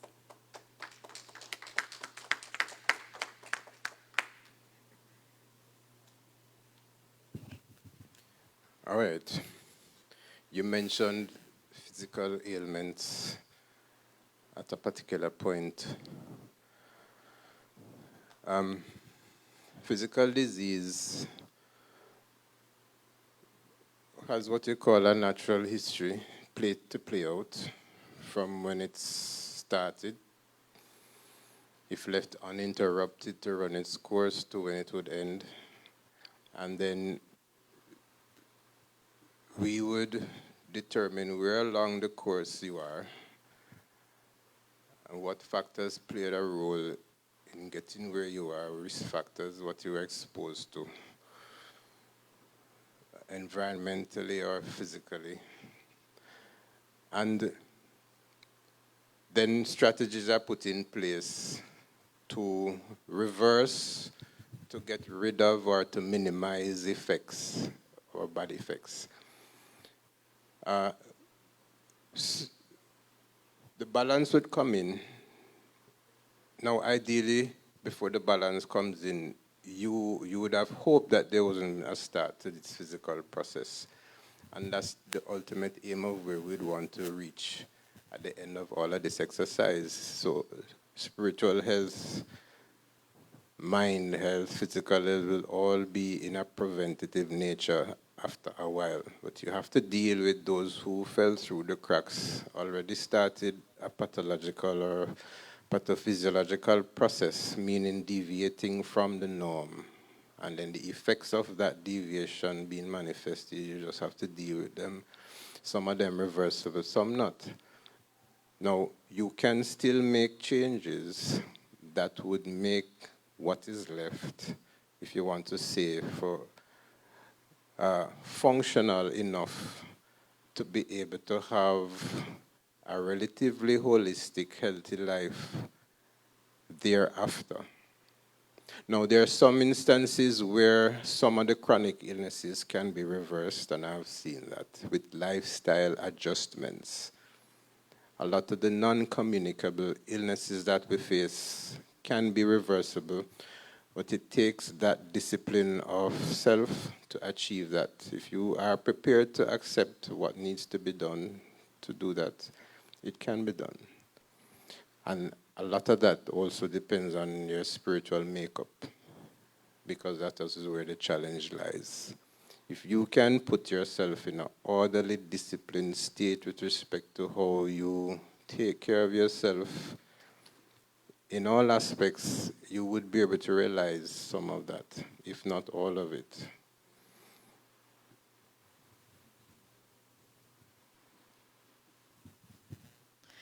Good evening, everyone. Again, I was not here when you started, but in terms of finding the balance is definitely important. There is a saying that sometimes there are things that are urgent but not important, and seldom that important things are urgent.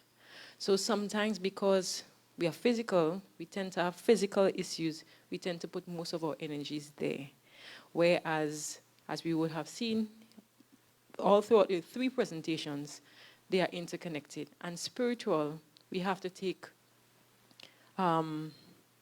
we have to be as careful and as determined and diligent in terms of our spiritual health. Because just as Dr. Mary was going through in terms of love, love is actually an energizing or the best or most effective energizing to our electrical energy in our brains. So we have to understand the importance of spiritual health in terms of everything we do. So we may have a cut that is bleeding and we think that is urgent, and sometimes we don't realize what's going on in terms of our spiritual health and how more important that is. Because if you're spiritually connected, as she said, and we have peace, then the guilt, the worry, the doubt, the hatred, the whatever, all of these things wear away on our physical, and disease manifests. So balance, yes, we need, but definitely realizing the spiritual health that we have. And it's, to me, I would say it's most important. Now, you can be brain dead and your heart still beating, but why? Nobody wants to live that way. We want strength in all three arms. Yeah. All of the universe is made up of solids, liquids, and gases, the entire universe. And we learn in science that all solids, liquids, and gases are governed by law. What we call principles that don't deviate, so they are very predictable. That is why we could sit on the chair, and that's why we could stand. Now, we are also made of solid, liquid, and gas, so we are also governed by law. The thing is, the laws that govern our being are not really studied, so we don't get a good appreciation in terms of how to take care of our being. And even when you pursue spirituality, it is from the perspective of behavior, outward behavior, not in terms of having that, what we call internal coherence. So there's a lot of dissonance in people's minds. So it's difficult to answer a question like that. It's kind of broad, but I could try to give an example from maybe an experience I've had. So sometimes I get a client who, I'll give you one. She had migraine. So this person is super conscious about their health, vegan, exercise, everything, but has migraines that would not go away. So that is not normal. If you are doing all the things right, literally doing everything right, check themselves out, eat right, live right, sleep right, all the laws of health, and they're having migraines. So usually for me, what I do when I see something like that, the first thing I go is in the emotions. What is happening in your thoughts that is not coherent with your physical? So now I said, what happened in your childhood? You must have gotten some trauma, because it's just like a seed living in a soil. We have a soil in which we live that's called a constitution. And for many people, they have constitutional weakness that they are unaware of. Some of the lines of weaknesses, like in the endocrine system, the digestive system, the nervous system, the reproductive system. Many people are not aware that you have weaknesses there. If you test a young lady at 6 years and her adiponectin levels are not within the range, then you could tell that she's going to have polycystic ovaries or fibroids as a teen. So now, when these things are not understood, where the constitutional weakness is, then you don't know where to look. So you will always be chasing the symptom.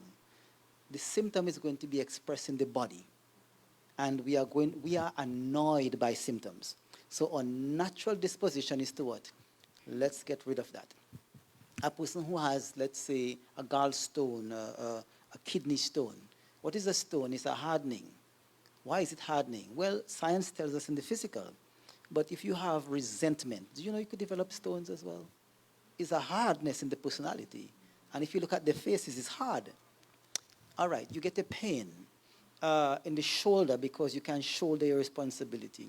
Or you have a cancer in the gut because you can't stomach situations. People don't go there. But a lot of times, unless you go there, because we are not one-dimensional beings. But the body is where we are going to feel the symptom. And many times now, when you go into the body, you have to now trace back what is happening in the mind, in the childhood, in the whatever. Because when you look at the graph of what we call health, if you put that as a flat line, then when you have an irritation, something is happening, whether emotional or what, irritation means things are happening fast. The body's trying to heal. And then, of course, you slip below the line, you have stagnation. Stagnation means you start to swamp in a localized place. Chronic means everything is moving slow. You remember that 80 times per second I talked about? Right. When anything that slows down that process is going to create disease. It needs to be happening, or disease. That could be emotional, it could be physical. So now, when you do all the right things in the physical, check the emotions, but there are some people, by virtue of their constitutional weakness, will always have to battle with something. That is not determined by me, and I could safely say here, I don't have the answer as to why at this point in time.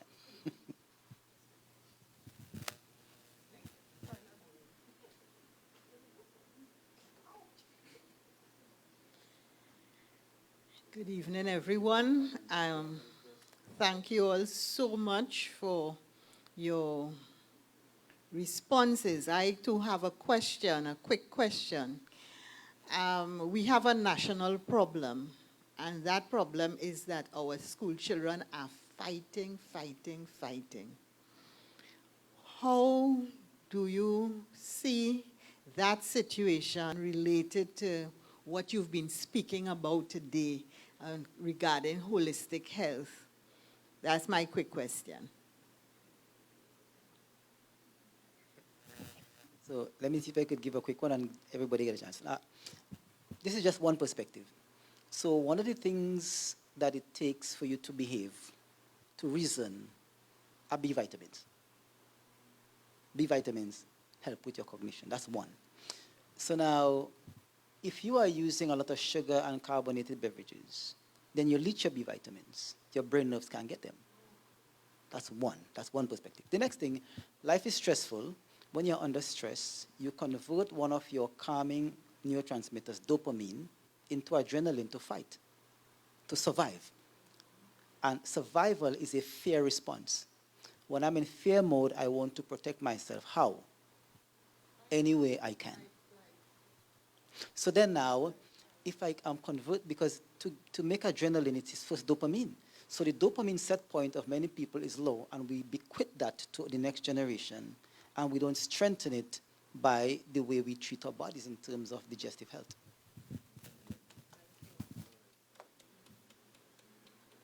All right, good evening. Are we change agents? Because this information is so vital. And in conversation coming up in the car, I was like, every time I travel on the ferry, they have movies showing. And the movie always start with war, conflict, chaos. And then somewhere along the line, somebody fall in love. So they stick the tongue in each other's mouth. And then you see they start a family. And before you know that, it starts all over again. And then now I'm putting all that into perspective. I said, but you know, this is how life began. What they said, in the beginning, darkness was upon the face of the deep, and everywhere was chaos, and then God spoke into everything into being. And then what happened up in heaven? There was a being called Saint Lucifer, who was in charge of music and so forth. And then he said, I'm going to ascend to the throne of the Most High. And then God said, no, I'm not going to have that here. You get out. And 1/3 of the angel came down with him. And by the time God made Adam and Eve, he now transformed into whatever he wants, because he's so powerful, and that spirit being that is downloading in every created being the level of intelligence and like unto our Maker. So all of that taking place inside of him, he decided, oh, I'm going to transform into a snake, and I'm going to go to the woman, and I'm going to tell her, but God said, don't take on that. You have your own intelligence. This is how you have to do it. And out of that, the first family, they had conflict. There was jealousy, and then there was murder. And then by the time we went on, we saw Sarah, Abraham. Sarah said, I can't make the baby. Get Hagar. Hagar became disrespectful. And then we move on to Abraham and Lot. Time to separate the land. Are we seeing that happening today? Because of that same absence of the consciousness of the spirit. Because traveling in a car recently, I'm speaking to this young man. We just having a conversation, and this young man said, My grandmother already showed me in will that she has everything in my name. By some uncle and aunt, they already. If they feel they're taking that away from me, I will take everything and burn it in front of them. I said, but I won't believe in anything in your grandmother's name. What is that legacy that your grandmother worked so hard and saw in you to leave this for you, and you decide out of vengeance and out of anger, this is how you're going to handle her? No, this is not the way. So I'm saying, at the end of all that is happening, that love and that peace and that building up of each other through the love and respect for life, respect for human being, and avoid all the bacchanal. Because we see it in the domestic violence, we see it in the school violence, and so on. I think I overstepped my time. So thank you all very much.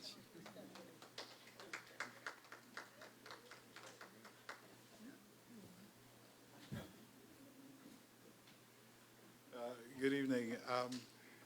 For a while there, I said you were getting a second spiritual presentation. Yes. The first, good evening, and thanks for, I think it's the love of your people to come here to give us the time and to share your experience, with us so that we could all benefit. And bridging off from the first question that was asked, I think it has more to do, to me, how do we get other persons to this realization, this consciousness that we are not only physical, right? And I'm thinking that in the past, maybe the healers were the spiritual people, right? They were the healers. And that has so far changed into people who support pharmacology only. And they seem to neglect, the other aspects of the being, right? And a concept I've been looking at and probably thinking about is that everything we see around us was first a thought somewhere in the mind, somewhere. Everything, right? And if the mind could manifest itself in all these material, how can we then use the mind in manifesting a healthy self, society, and all that? What is contaminating the spirit that would probably engender the mind to want to think good, and to produce that love and that sort of a thing, to help us in this journey as we make our way back to the Creator. All right? I was just thinking.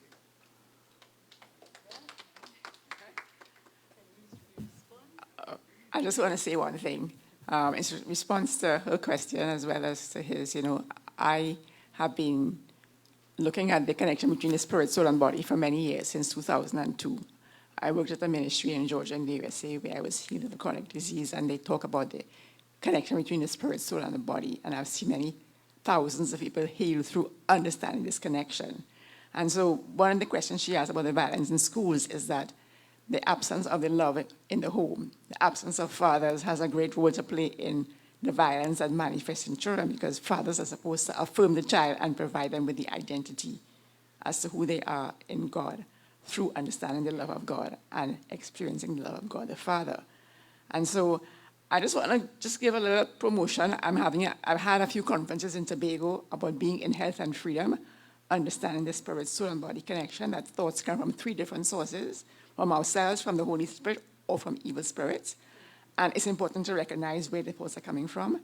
And so I deal with toxic strongholds of thought that can cause disease in the physical body, how you identify them, recognize them, and remove them. So I have written a few books about this, and they're at the back of the table. And I have some flyers from my conference. I'm not doing this for my own self, but I'm doing this to help to promote change in the mindset and the worldview of people in Tobago. So just thank you for the short time that I could share about it.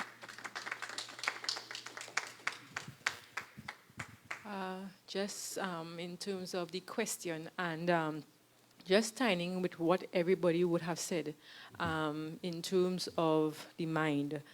we have to definitely look at the role of education.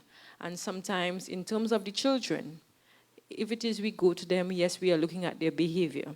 But sometimes we spend so much time just in academics, and we do not take the factor of their character development. And just as important as that kind of academic is, we have to go into the character development of the child. So before the child could be 2, 3, we want them to ABC, 1, 2, 3, giant chart, phonics, whatever. And what is most important in terms of their character development, which commonly spiritual and the mental arm, because if you are spiritually strong, and you see a child learns best in an environment of safety, an environment of security where they feel loved. Those are the foundations that you'll have to place. Now, you can send a child to the best schools, but if it is you don't have the foundation, that spiritual and mental foundation, you will have the result. So trying to just deal with suspension or expelling a child because of this behavior, that is not where it started. So we have to definitely always go back to the root cause. And we have to spend that time, not only for children, for adults, in character development. That's the only thing we are taking. No matter what we acquire here, we're not going down with it. So character development is most important, and our individual interaction with one another in terms of the love, in terms of how we react to certain things, in terms of how we deal with one another. That is what is going to call out. Love begat love. If it is you react to people harshly, they won't see it. And if it is you are standing for a particular truth, it will show effect. And that is what will draw a person. Somebody would see it and they would come. So love, character development is most important. All right, thank you all very much. Just one more comment. Oh, you want to make a comment? Yeah. Now, as Doc was talking there, if you accept one lie, then you'll base all your other decisions on a lie. But if you think that lie is true, then you will defend it with everything you have. And for most of us, that's, the way it has been. Now, there is one aspect. When a Hebrew or a Jewish child went to the rabbi, he entered something called his Bet Sefer. The first thing, before he was taught anything, when his mother took him, is that the rabbi put a drop of honey on his tongue and told him the words, "May you find God as sweet as this honey." So in every aspect of his life, in every social relationship, in every academic pursuit, in every business relationship, he was looking for the sweet in the honey. In other words, his orientation was practical. Ours is not. And so we are using words to describe things that we ourselves don't even understand. And we could expatiate on them. The fact that we are not living them is the evidence that we do not understand. Because how could I understand something that is leading to my destruction and say, well, I could explain it, but I'm not living it? Because to believe is really to believe, to be living. So there's a disconnect between what we say, and one of the reasons we are ill is because what we say and how we think is not in congruence. And so our relationships are going to be poor because we are naturally fearful and selfish. And we could only believe truth. When we believe truth as to how love works, then we are going to start to think differently. All right, very good. So I take it that I'm the last speaker? Very good, because the library will kick us out at any time now.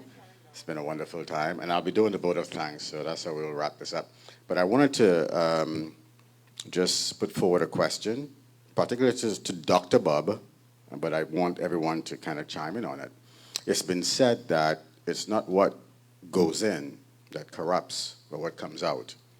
Speak to us about that metabolic process with the foods that we're eating prevalently, such as the KFCs, the fast foods, the foods that have absolutely no nutrients. They're dead food, as Hannah normally called the water, dead waters.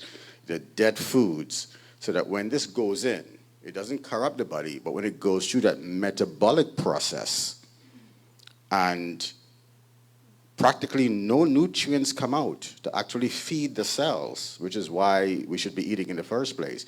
And all that comes out is just garbage, waste that pollutes the body.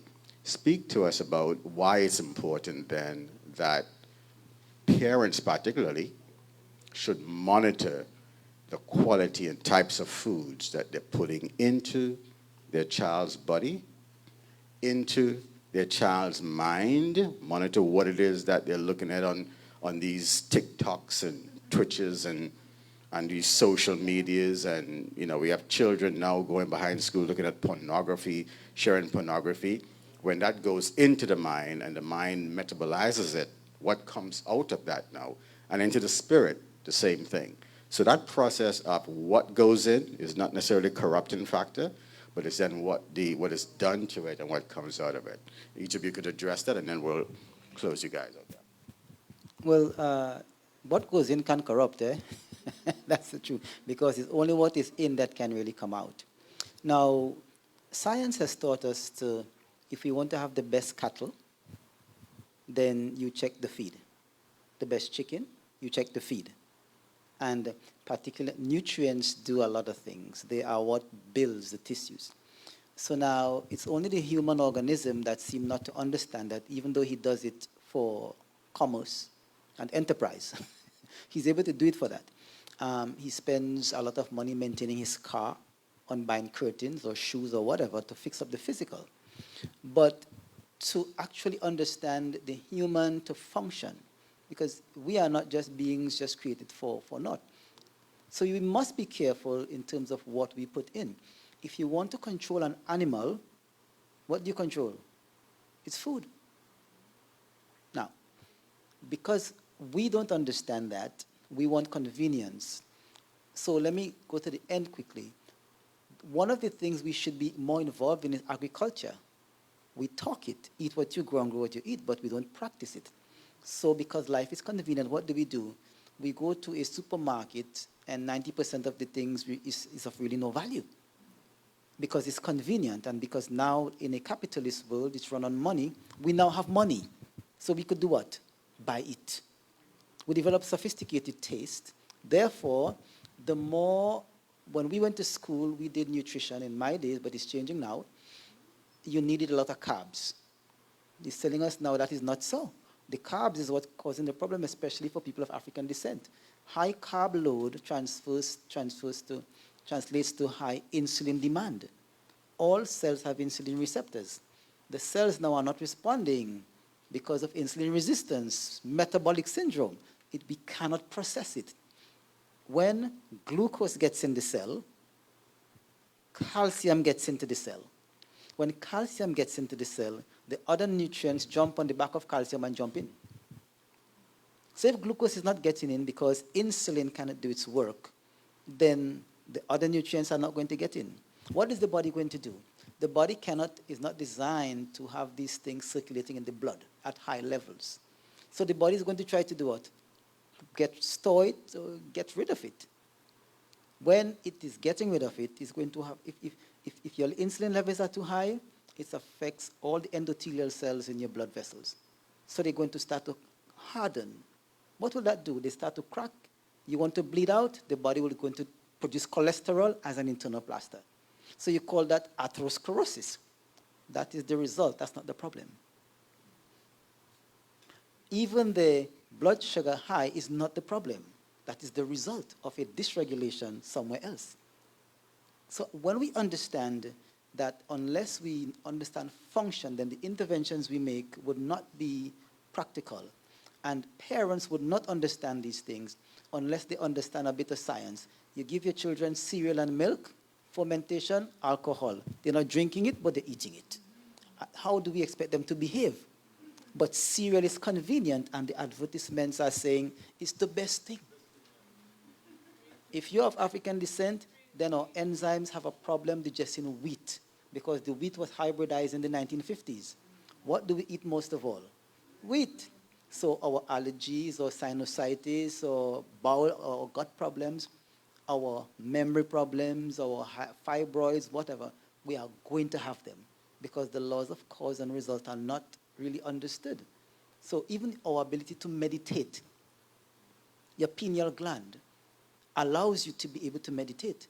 If you don't have enough silica, then your pineal gland cannot function.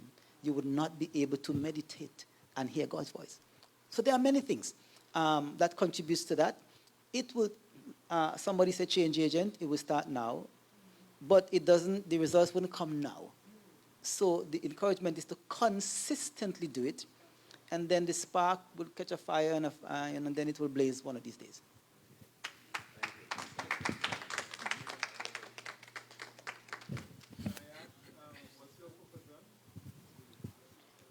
Pardon? I don't know. Yeah, but so now I'm teachable.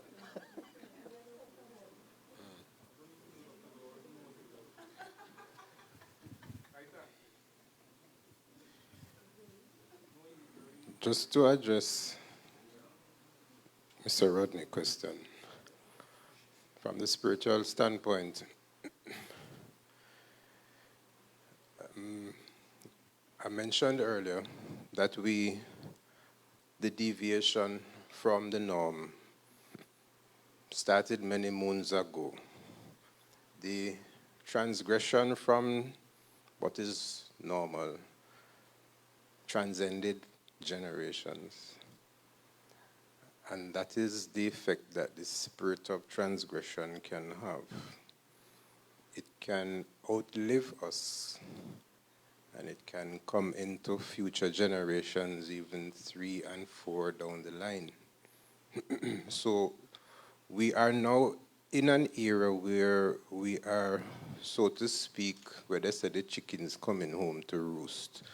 We are experiencing signs and symptoms of that spiritual mishap that has now faced us with all these issues that are just ripple effects of one act of disobedience.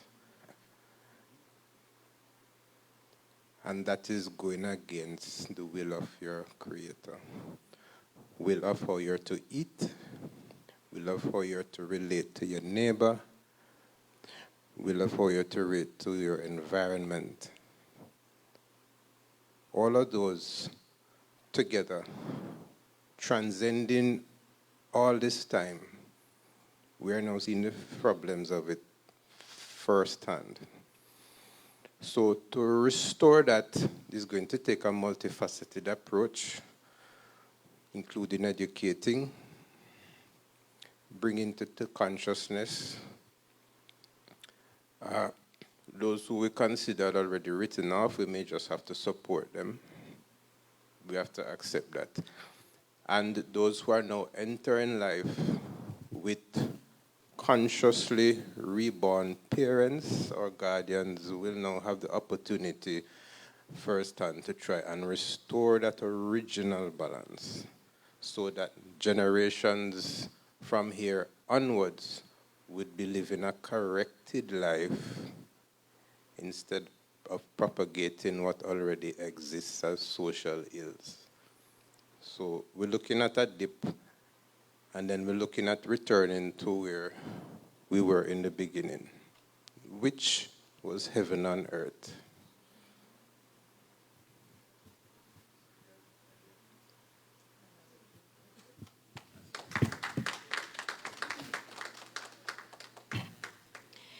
I want to thank the panel very much. We asked the question, what is holistic health?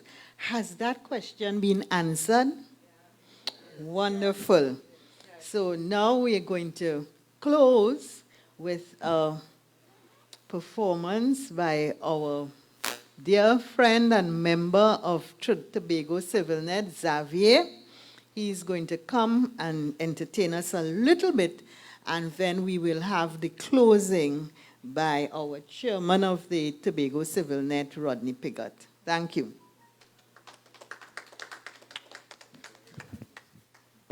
Yeah, give thanks again, everyone. I actually didn't come to do this, but then Rodney was like, do it. And then I was like, cool. I'm going to give me socks and all kind of thing, but give thanks, right? So I'll do it a cappella. This is called Peace of Mind. Um, and I never finished the song, but it feels appropriate to everything that was said this evening. Sunday morning I rise, giving thanks for my life before I open my eyes up. Whole a medicine on my mind, we living in strange times. I hoping my people wise up and understand how the mind work. And be sure that you find yourself for your time up. And I don't want to waste your time, bro. But if you could find the truth, I'm wondering why not. I'm up 3 a.m. in the morning with grinders, wondering if I'll find the one-eyed man or the cyclops. So I wonder who's really blind. Jesus say, if your eye be single, your whole body shine. So I'm blazing like a supernova, and I will stay soaring till the spoof is over and the truth spill over. I found my peace of mind. I thank God for my lease of time. So many battles that we would fight. I'm grateful that we survived. Every day is a blessing, no need for stressing. Guarantee the truth will come if you seek it, no need for guessing. And honestly, I have no regrets, I have only lessons. You see, every mistake is a new chance for introspection. So I take in every one I get and dedicate it to memory to never forget. Investment in yourself, no days off. Every investment in yourself must pay off. So I dedicate every day, meditate, write a song, share a laugh, celebrate, drink me water, take a deep breath, and I elevate. Hold a medi with me real friends, so I will levitate. So I'm blazing like a supernova, and I'ma stay soaring till the spoof is over. And the whole truth spill over. I know we found some peace of mind. So thank God for your lease of time. So many battles that we would fight. I'm grateful that we survived. I found my peace of mind. I thank God for all lease of time. So many battles the ancestors fight, hoping that we would thrive. Yeah. Peace.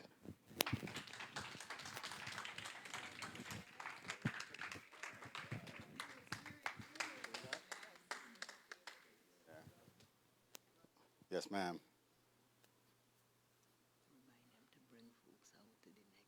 Okay. All right. Don't let Xavier fool all you, eh? As one of Tobago's greatest artists. Let's put this back over here. Everybody watch.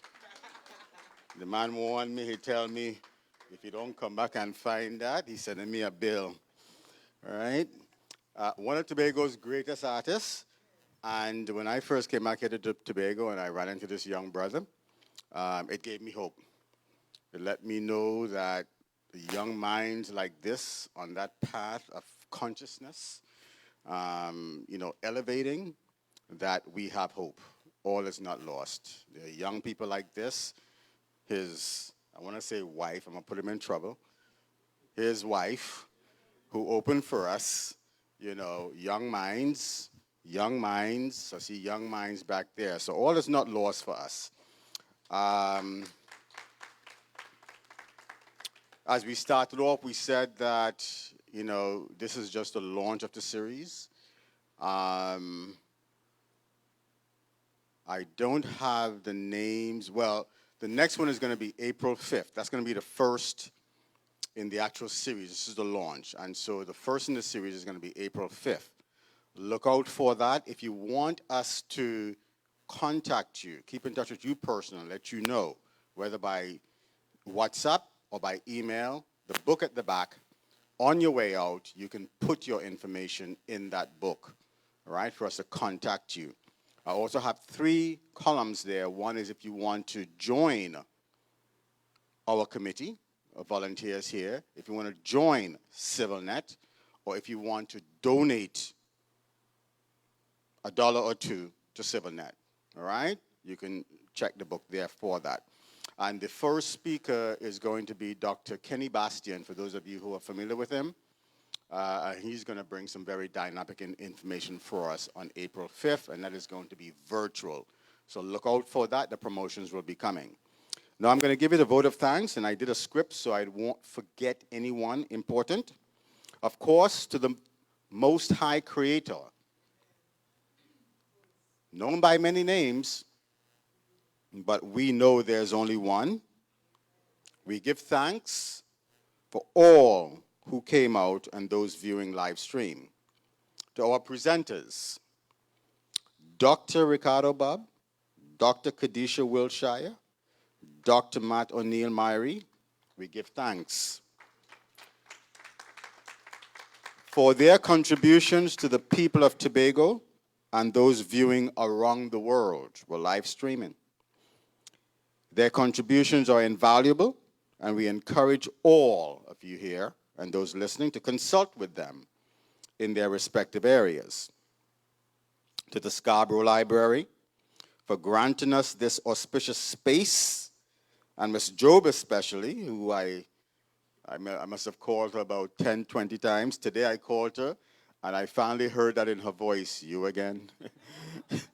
To the Scarborough Library for granting us this space, Mrs. Job for working closely with us to ensure a successful offering to the people, we give thanks. To the Tobago Writers Guild for granting us use of their PA system, even though we didn't need it, but we still thank them for it. We also want to thank the Community Development, that's ComDev, for granting us use of their videographic equipment and a videographer. So they didn't just give us the equipment, they gave us someone to operate it also, along with their videographer, which allowed us, of course, to tape this great information for future playback, and which facilitated our ability to live stream to those who are here in spirit, but not in body. We give thanks.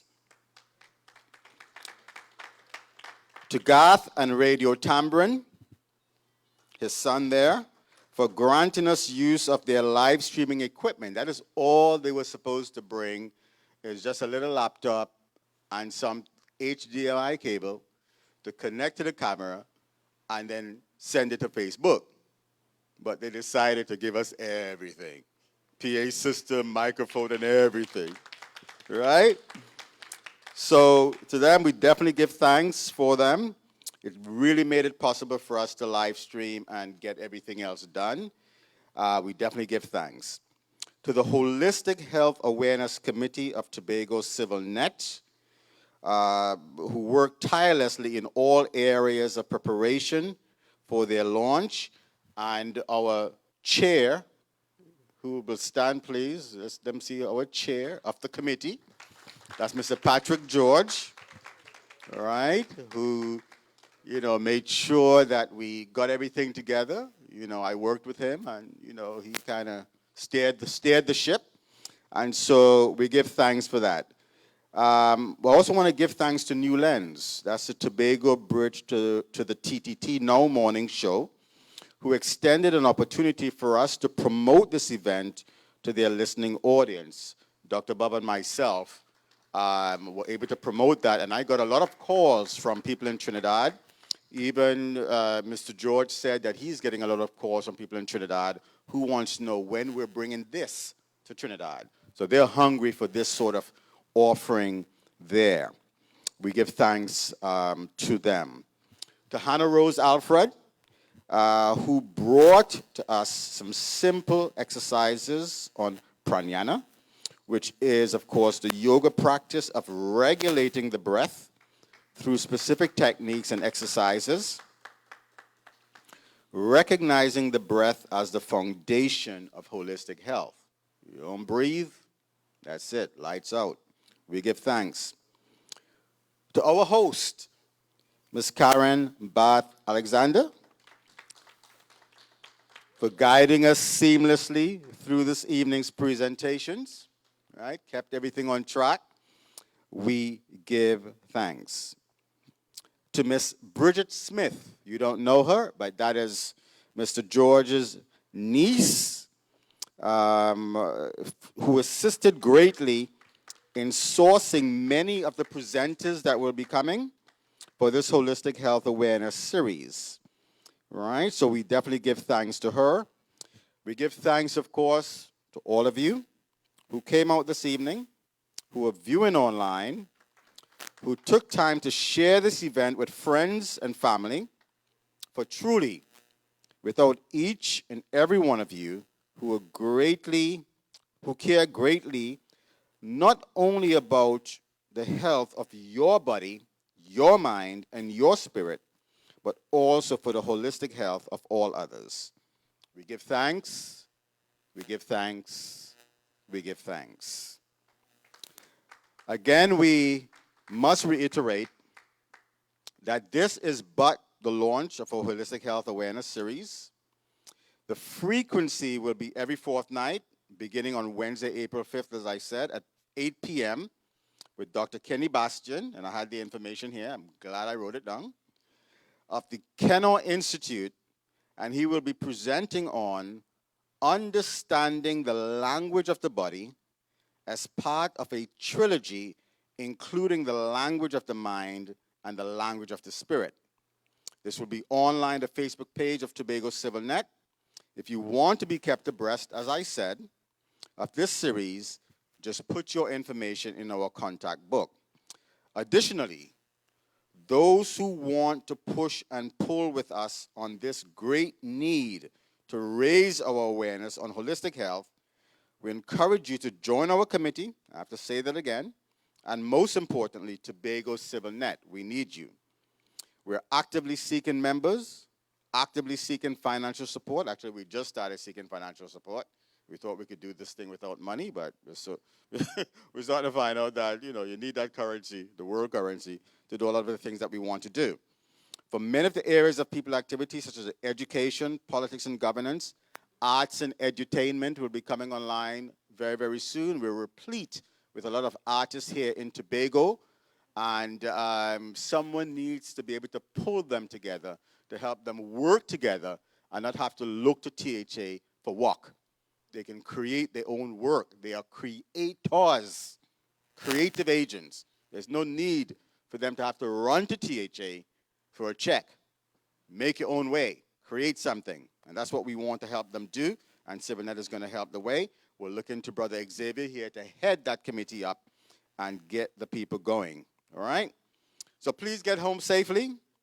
Be sure to get the contact information on each of our presenters. They're here. Get their information. You have questions for them, follow up, and so forth. Visit our welcome table for materials. There's some materials back there that you may want to get. I also have a book back there Karen spoke of. So anyone who has the habit of smoking cigarettes, and it's just giving you the devil of a time, I have been given information on how to literally reverse that habit, not quit. I tell people, don't quit. Because every night you go to bed, even if you chain smoke during the day, every night you go to bed, you quit. You wake up the next morning, you pick it back up again. I've devised a way to literally reverse the habit. Damn that habit, D-A-M. All right? Work with your mind, not against your mind. Let your mind make the decision to get rid of the habit. So that book is back there for only $100. All right? So again, thank you all for coming out. And CivilNet looks forward to seeing you again in our next offering. And get home safely. Thank you.